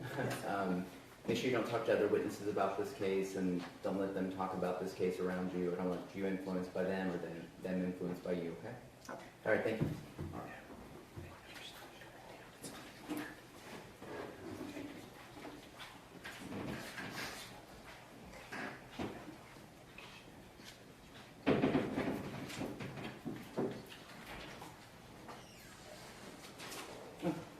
At this point, Ms. Tanner's testimony,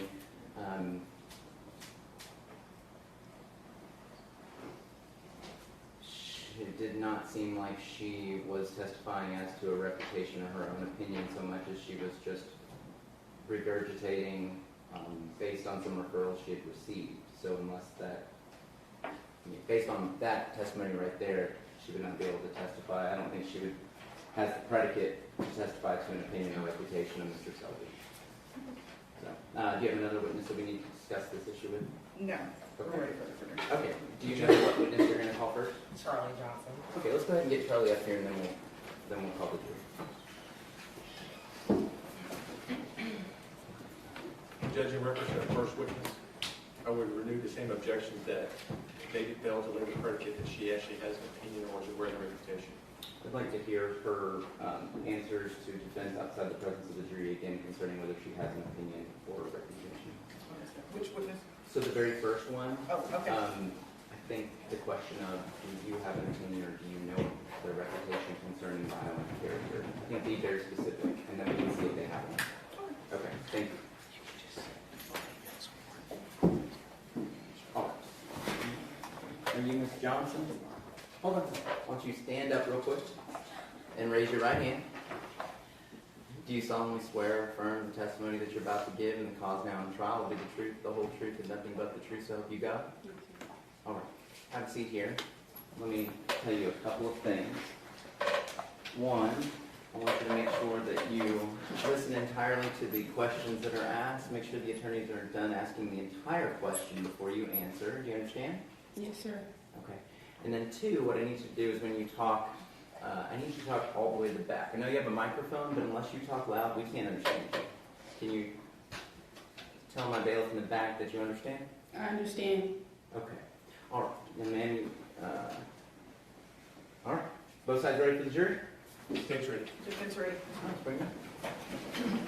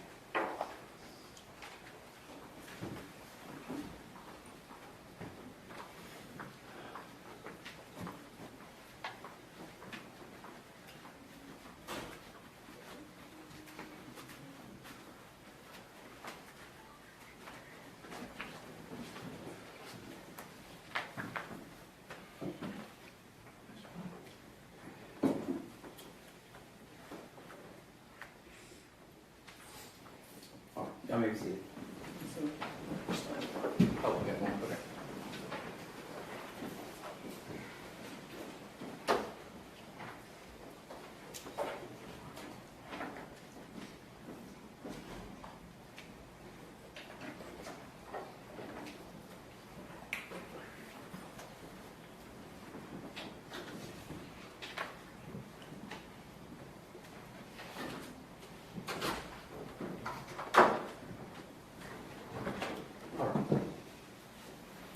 Defense, please call your first witness. Defense calls Charlie Johnson. And then, just so that we're in front of the jury, do you wish to make any opening statement? No, Your Honor, defense will waive opening. Okay. All right. Ms. Johnson, I'll remind you that you've been sworn to tell the truth in this case, okay?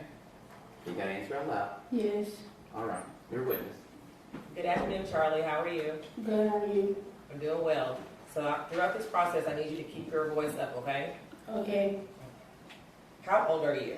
18, What high school did you go to? Timberview High School. Did you graduate from Timberview? No, ma'am. What did you do instead? I got my GED. Do you currently have a job? Yes, ma'am. Where do you work?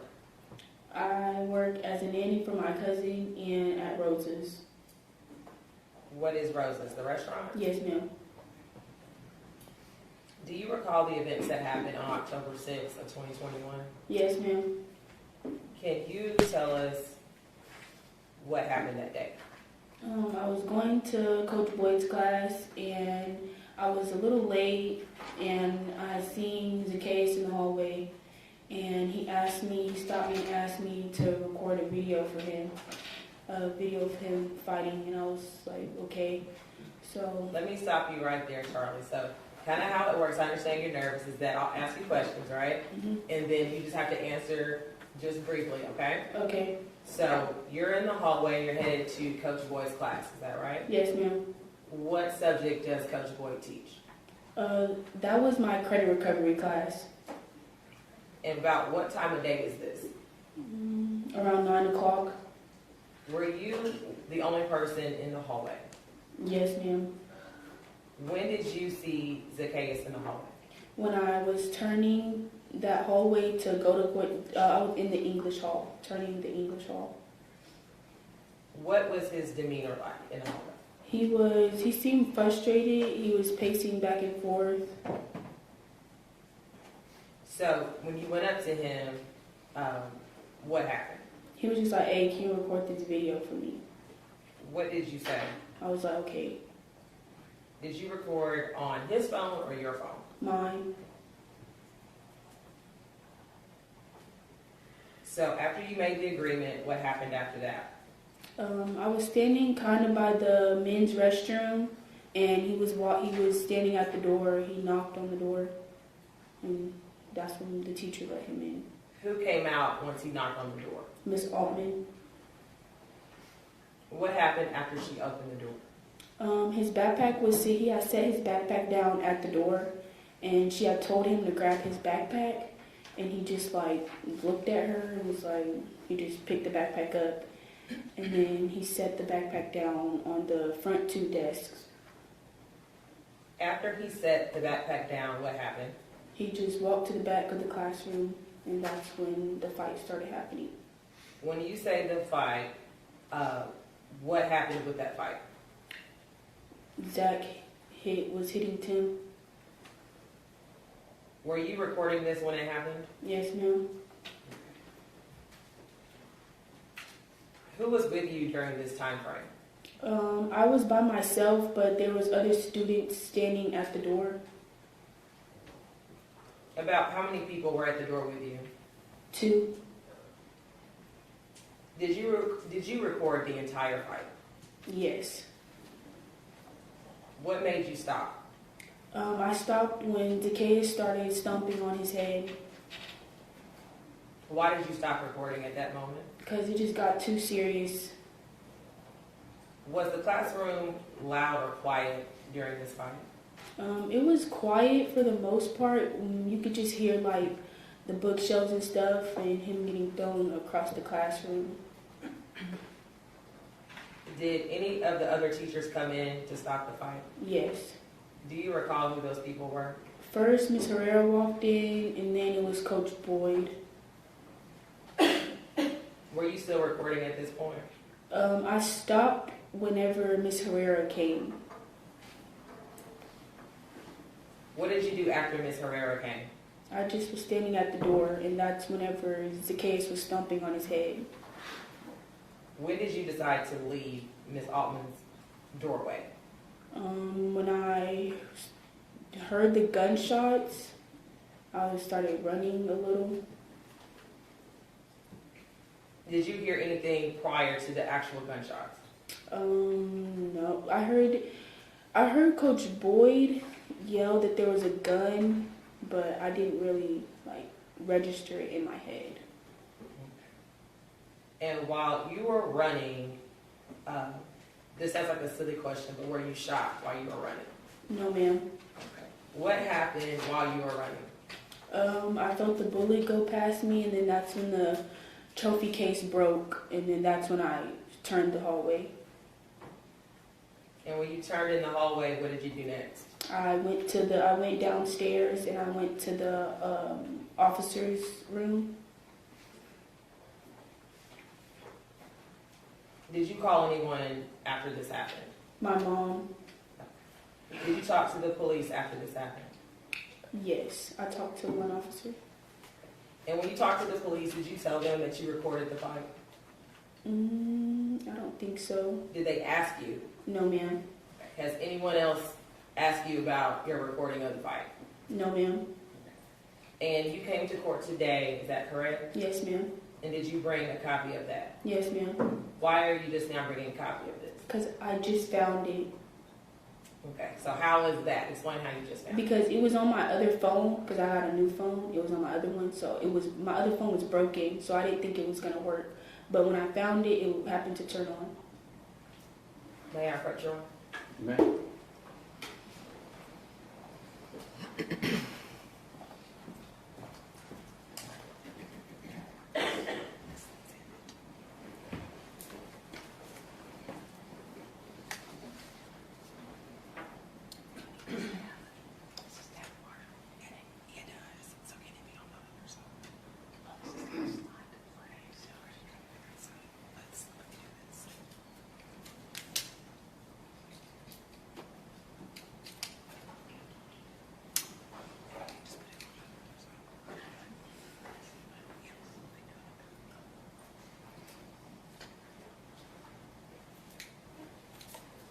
Okay, Charlie.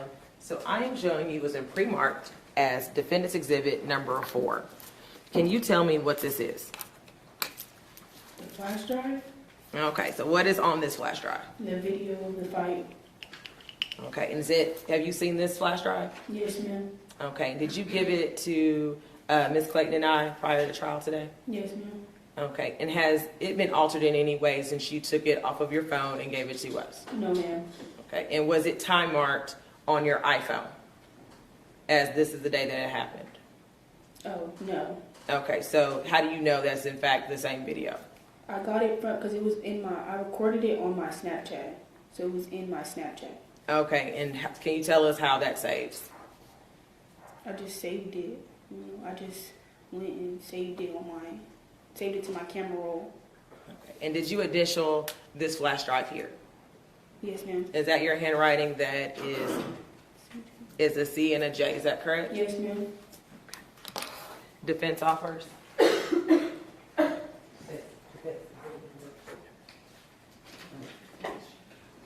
All right, I think we're gonna need to take a brief break. I'll ask the jury to retire to the jury room, and we'll get you out just as soon as possible. All rise.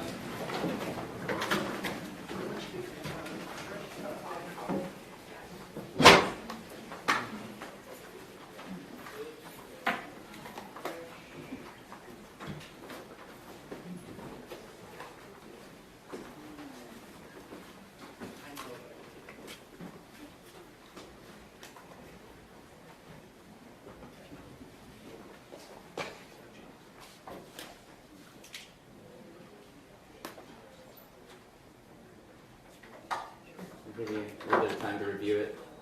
You haven't seen it, right? Nope. Okay, well then take a look at it. Can't make objections without knowing what you're looking at. As soon as you've seen it, we'll bring it back in and take objections. Johnson, you can sit down for a few minutes if you'd like. We'll take a 10-minute break. Okay.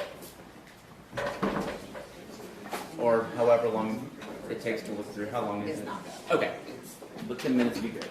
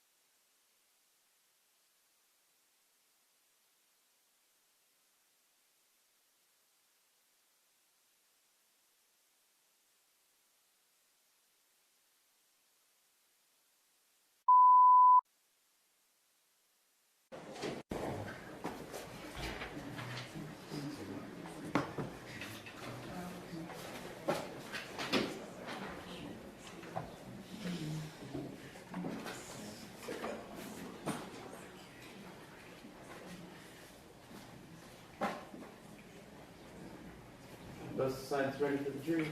Yes, Your Honor. Do we need to make any, you know, make any objections? No, Your Honor, we believe it's admissible. Okay. No objection. Let's bring the jury.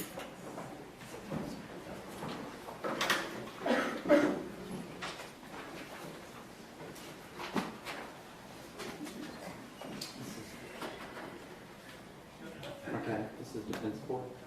Thank you.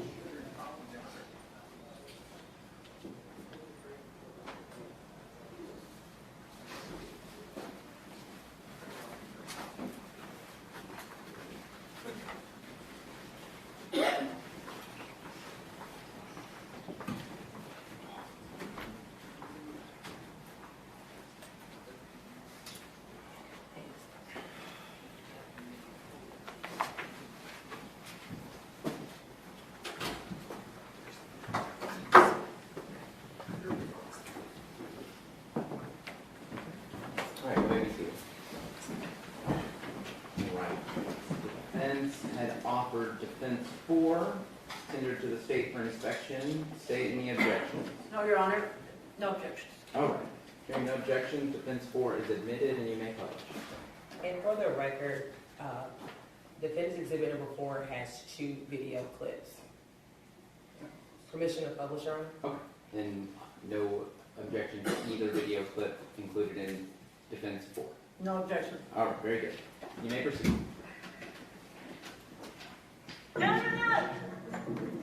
Stop!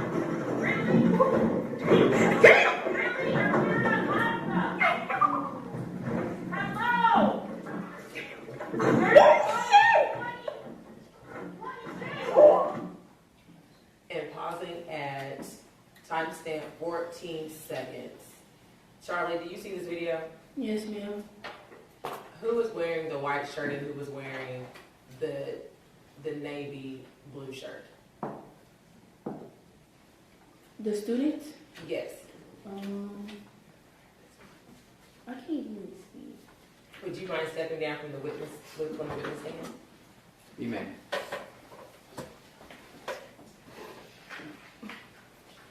Are you talking about the ones fighting? Hold on just a second. Why don't you come stand over here by the board, and if you want her down, why don't you stand with her and ask her what you want? Okay, Charlie, so you go ahead, you can come toward me, just so for the jury to be able to see. Okay, so at timestamp 14, in regards to the fight, who's wearing the white t-shirt and who's wearing the blue t-shirt? Hold on, honey, you gotta talk real loud. Now- Case is wearing the blue one, and Tim's wearing the white one. Okay. And what is Tim's demeanor on this still shot? He's shooting his head. I'm sorry, I need for you to speak up a little bit. He's shooting his head. I'm gonna do this, Charlie. I'm gonna position your body, move you around, so you can speak openly, okay? Okay. Hold on just a second. The jury didn't hear your, why don't you start over with who's who? Zacchaeus is in the blue, Tim is in the white. Thank you, ma'am. And what is Tim's demeanor like in this still shot? He's protecting his head, What is he protecting his head with? his hands, What is Zacchaeus doing in this video? punching him in the head. Can you present video? What the fuck? Pause video. We got 9 seconds left here. Who, I know you're young, but what was just said on video? You a hoe on blood. Okay. Who is the girl yelling in the backdrop? You gotta speak up. Me and DeQuayla. Okay. And who was yelling in the video? Miss Altman. I need help!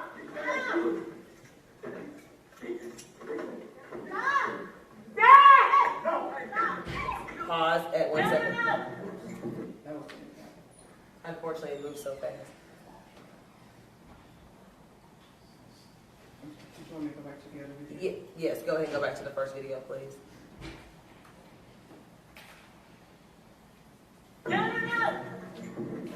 Stop!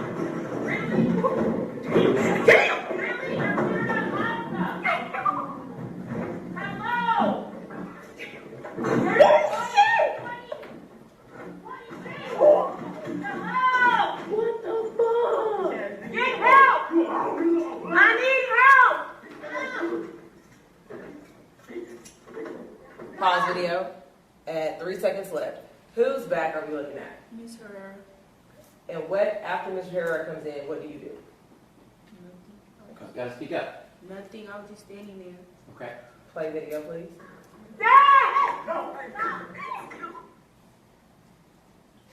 Now, defense, we would like to publish the second video. I'm done. I'm done. Okay, this clip is 5 seconds, so it's really, really short here. Who is the man that walks in? Coach Boyd. Okay, and what happens after Coach Boyd walks in? Coach Boyd grabbed Tim, and then Miss Herrera grabbed Zach. Well, Miss Herrera grabbed Zach off of Tim, and then Mr. Boyd grabbed Tim, and then they just went to the, like, he like got him up off the floor. And then I don't know what happened after that. I walked back. Okay. They take witness stand.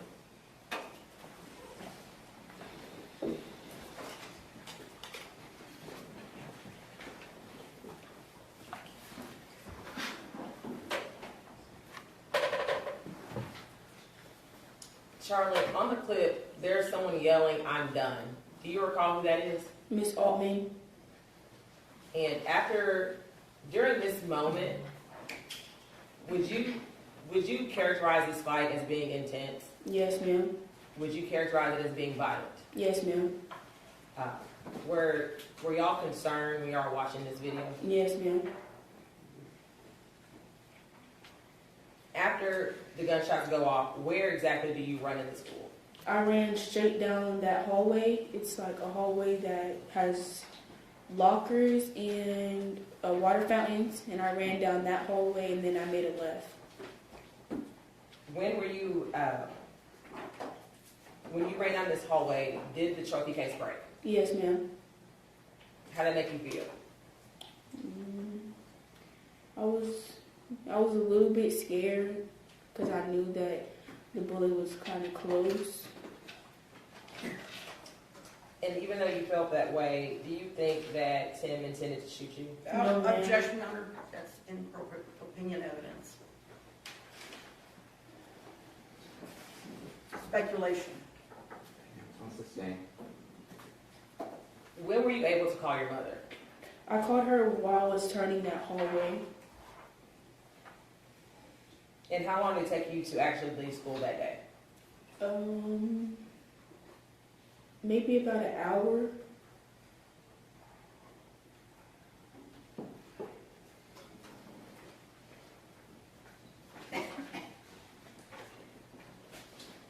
Defense will pass the witness. All right. Cross-examination. Thank you, Your Honor. Charlie, how old were you on October the 6th of 2021? I think I was 16. Where was your regular class that morning? Whose teacher, what classroom? Coach Boyd. Okay. So you were not supposed to be in Altman's classroom? No. What were you doing in the hallway? I was late to class. I was going to Mr. Boyd's class. Okay.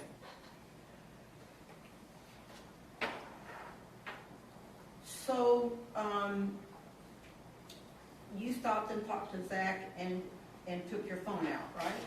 Oh, I had already had my phone because I didn't have a backpack or anything. You just had your phone in your hand? Yeah, because I was already on my phone. Okay.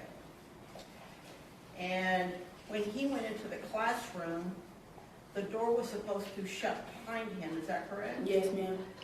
But it didn't shut. No, ma'am. Did you catch it before it shut? And No. I kind of... Hold on. Let's not talk over each other. I know it'd be Okay. tempting. Let her ask her entire question. Make sure it's simple. Go ahead. What happened with the door? It was closing, but Miss Altman had she had held it a little, and then that's when I went in and pulled it open. Okay.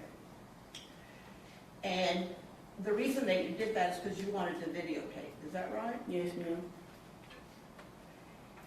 And so when the fight starts, are you standing in the doorway the entire time? Yes, ma'am. You never actually went into the classroom? No, ma'am.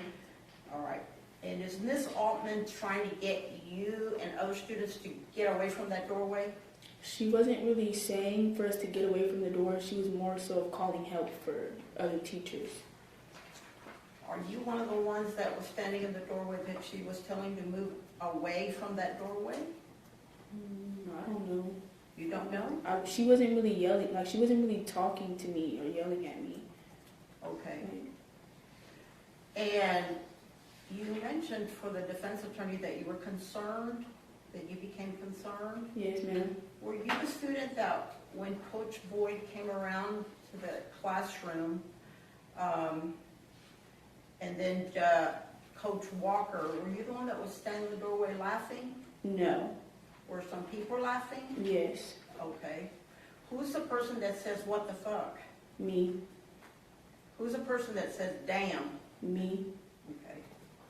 But you're not laughing? No, ma'am. All right. So when you hear the gunshots, you see that it's Tim that has a gun, right? Yes, ma'am. So you saw that part. I didn't see him like with the gun, but I seen him fight. Like I seen the shot fire off. Okay, so you saw when Zach got hit the first time? No, You I did? just seen the gun. Like I just seen the gunshot. Like, I just seen the gun, like the fire from the gun. Okay. And you saw that Tim had it, right? Yes, ma'am. Okay. So you start running straight down that hallway towards the glass case, right? Yes, ma'am. And you felt what go by you? A bullet. And you said that you're just a little bit scared? Yeah, I just was like, cause I knew in my heart that he wasn't coming for me. Okay. But if that bullet had hit you, you'd still be dead, wouldn't you? Maybe. I don't know. Right?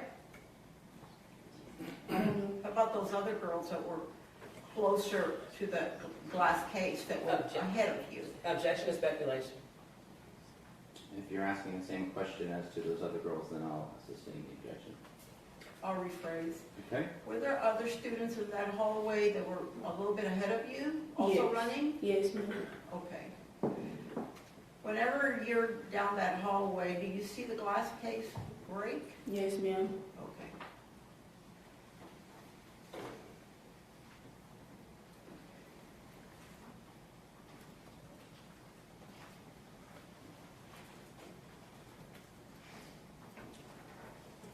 Where was Zach when you see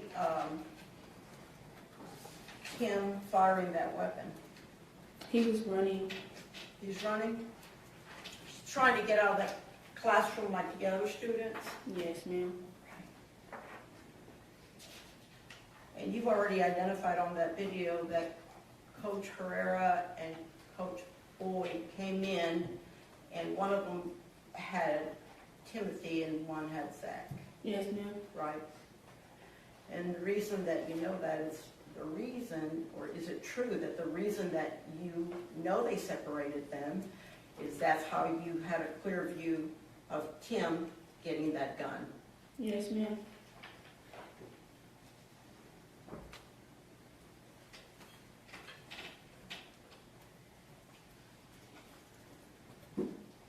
Did you ever turn around and look back down that hallway at what was happening? No, ma'am. Why not? I was just trying to get away. Because you were a lot scared, don't you think? Objection to speculation. I'm asking her if she was her emotional state. You asked if she was trying to get away? I was asking her if she's scared. Oh, that's over with. A little bit. A little bit scared? Yes, ma'am. Okay. And you didn't come back to finish videoing, right? No. All right. Where did you go? To the police office. The police office, is that downstairs? Yes, ma'am.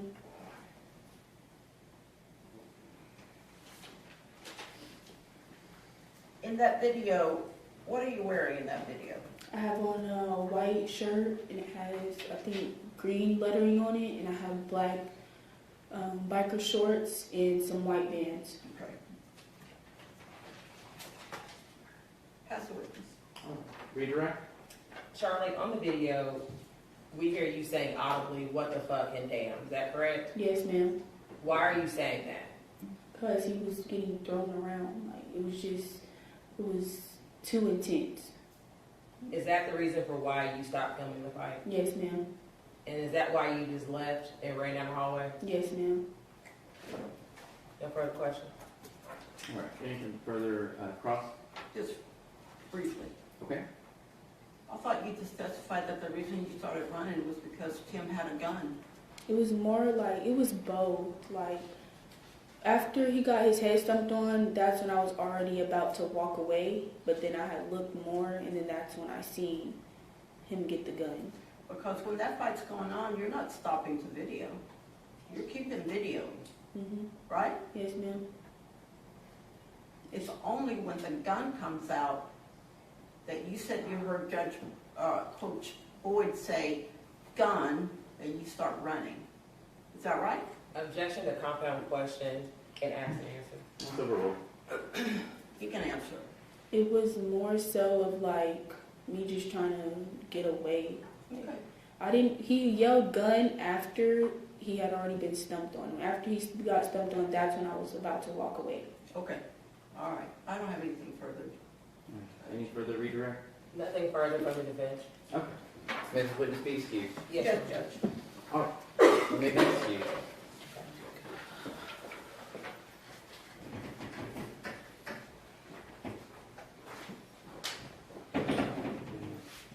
May we approach your honor? Yes.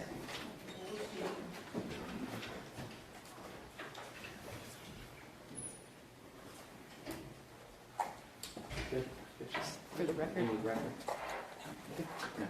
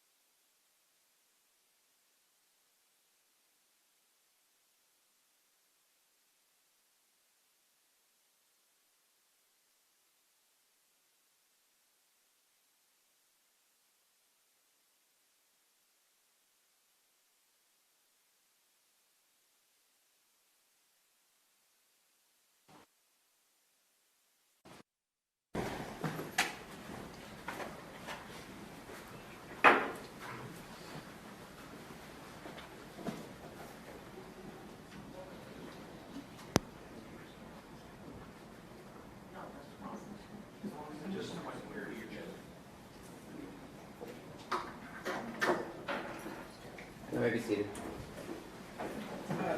All right, so it's come to the court's attention that there may be a witness that you're trying to get available, and there's one thing for the court to consider, to give y'all time to get your witness here or find another method by which to present them. But if you've got other witnesses in this trial, your decision to call them is now. Do y'all have any other witnesses? Not besides the one that we are working to try to secure. Okay, do you understand that I'm not putting on more witnesses today will bar you from bringing them after that witness tomorrow or when we can get her here? Yes, Your Honor. Okay, all right, let's go off the record. How do you anticipate getting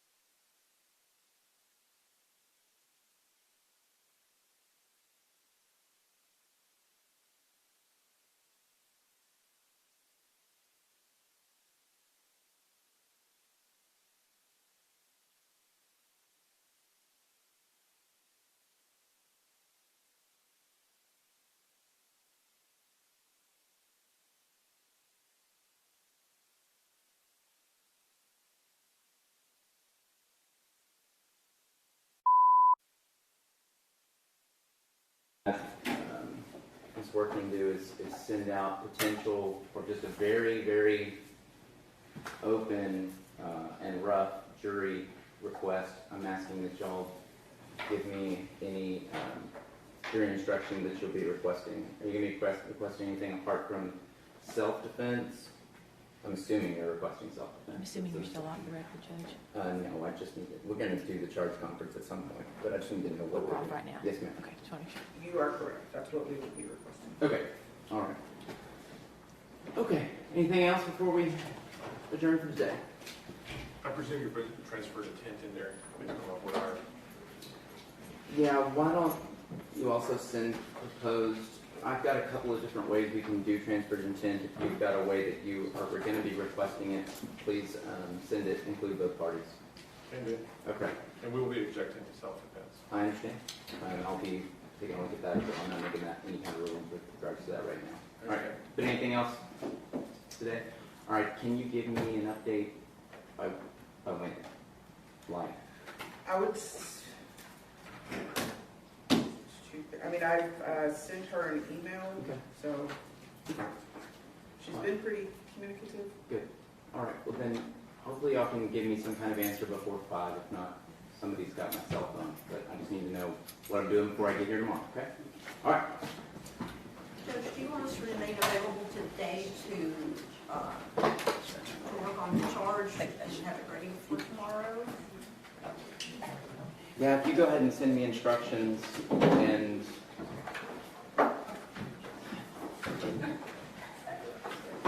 argument on the charge will be tomorrow. Well, let's talk. I want to talk to you. Let's talk before.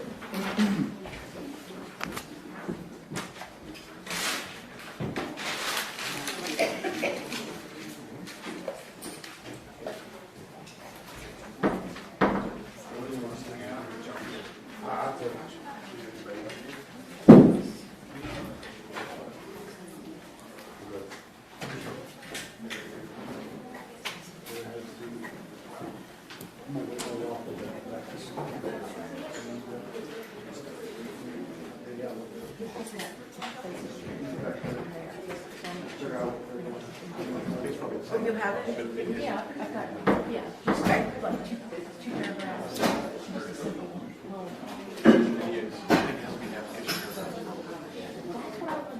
Yes. about that we need to do, because I've seen Yeah. both ways. Pardon? Yeah.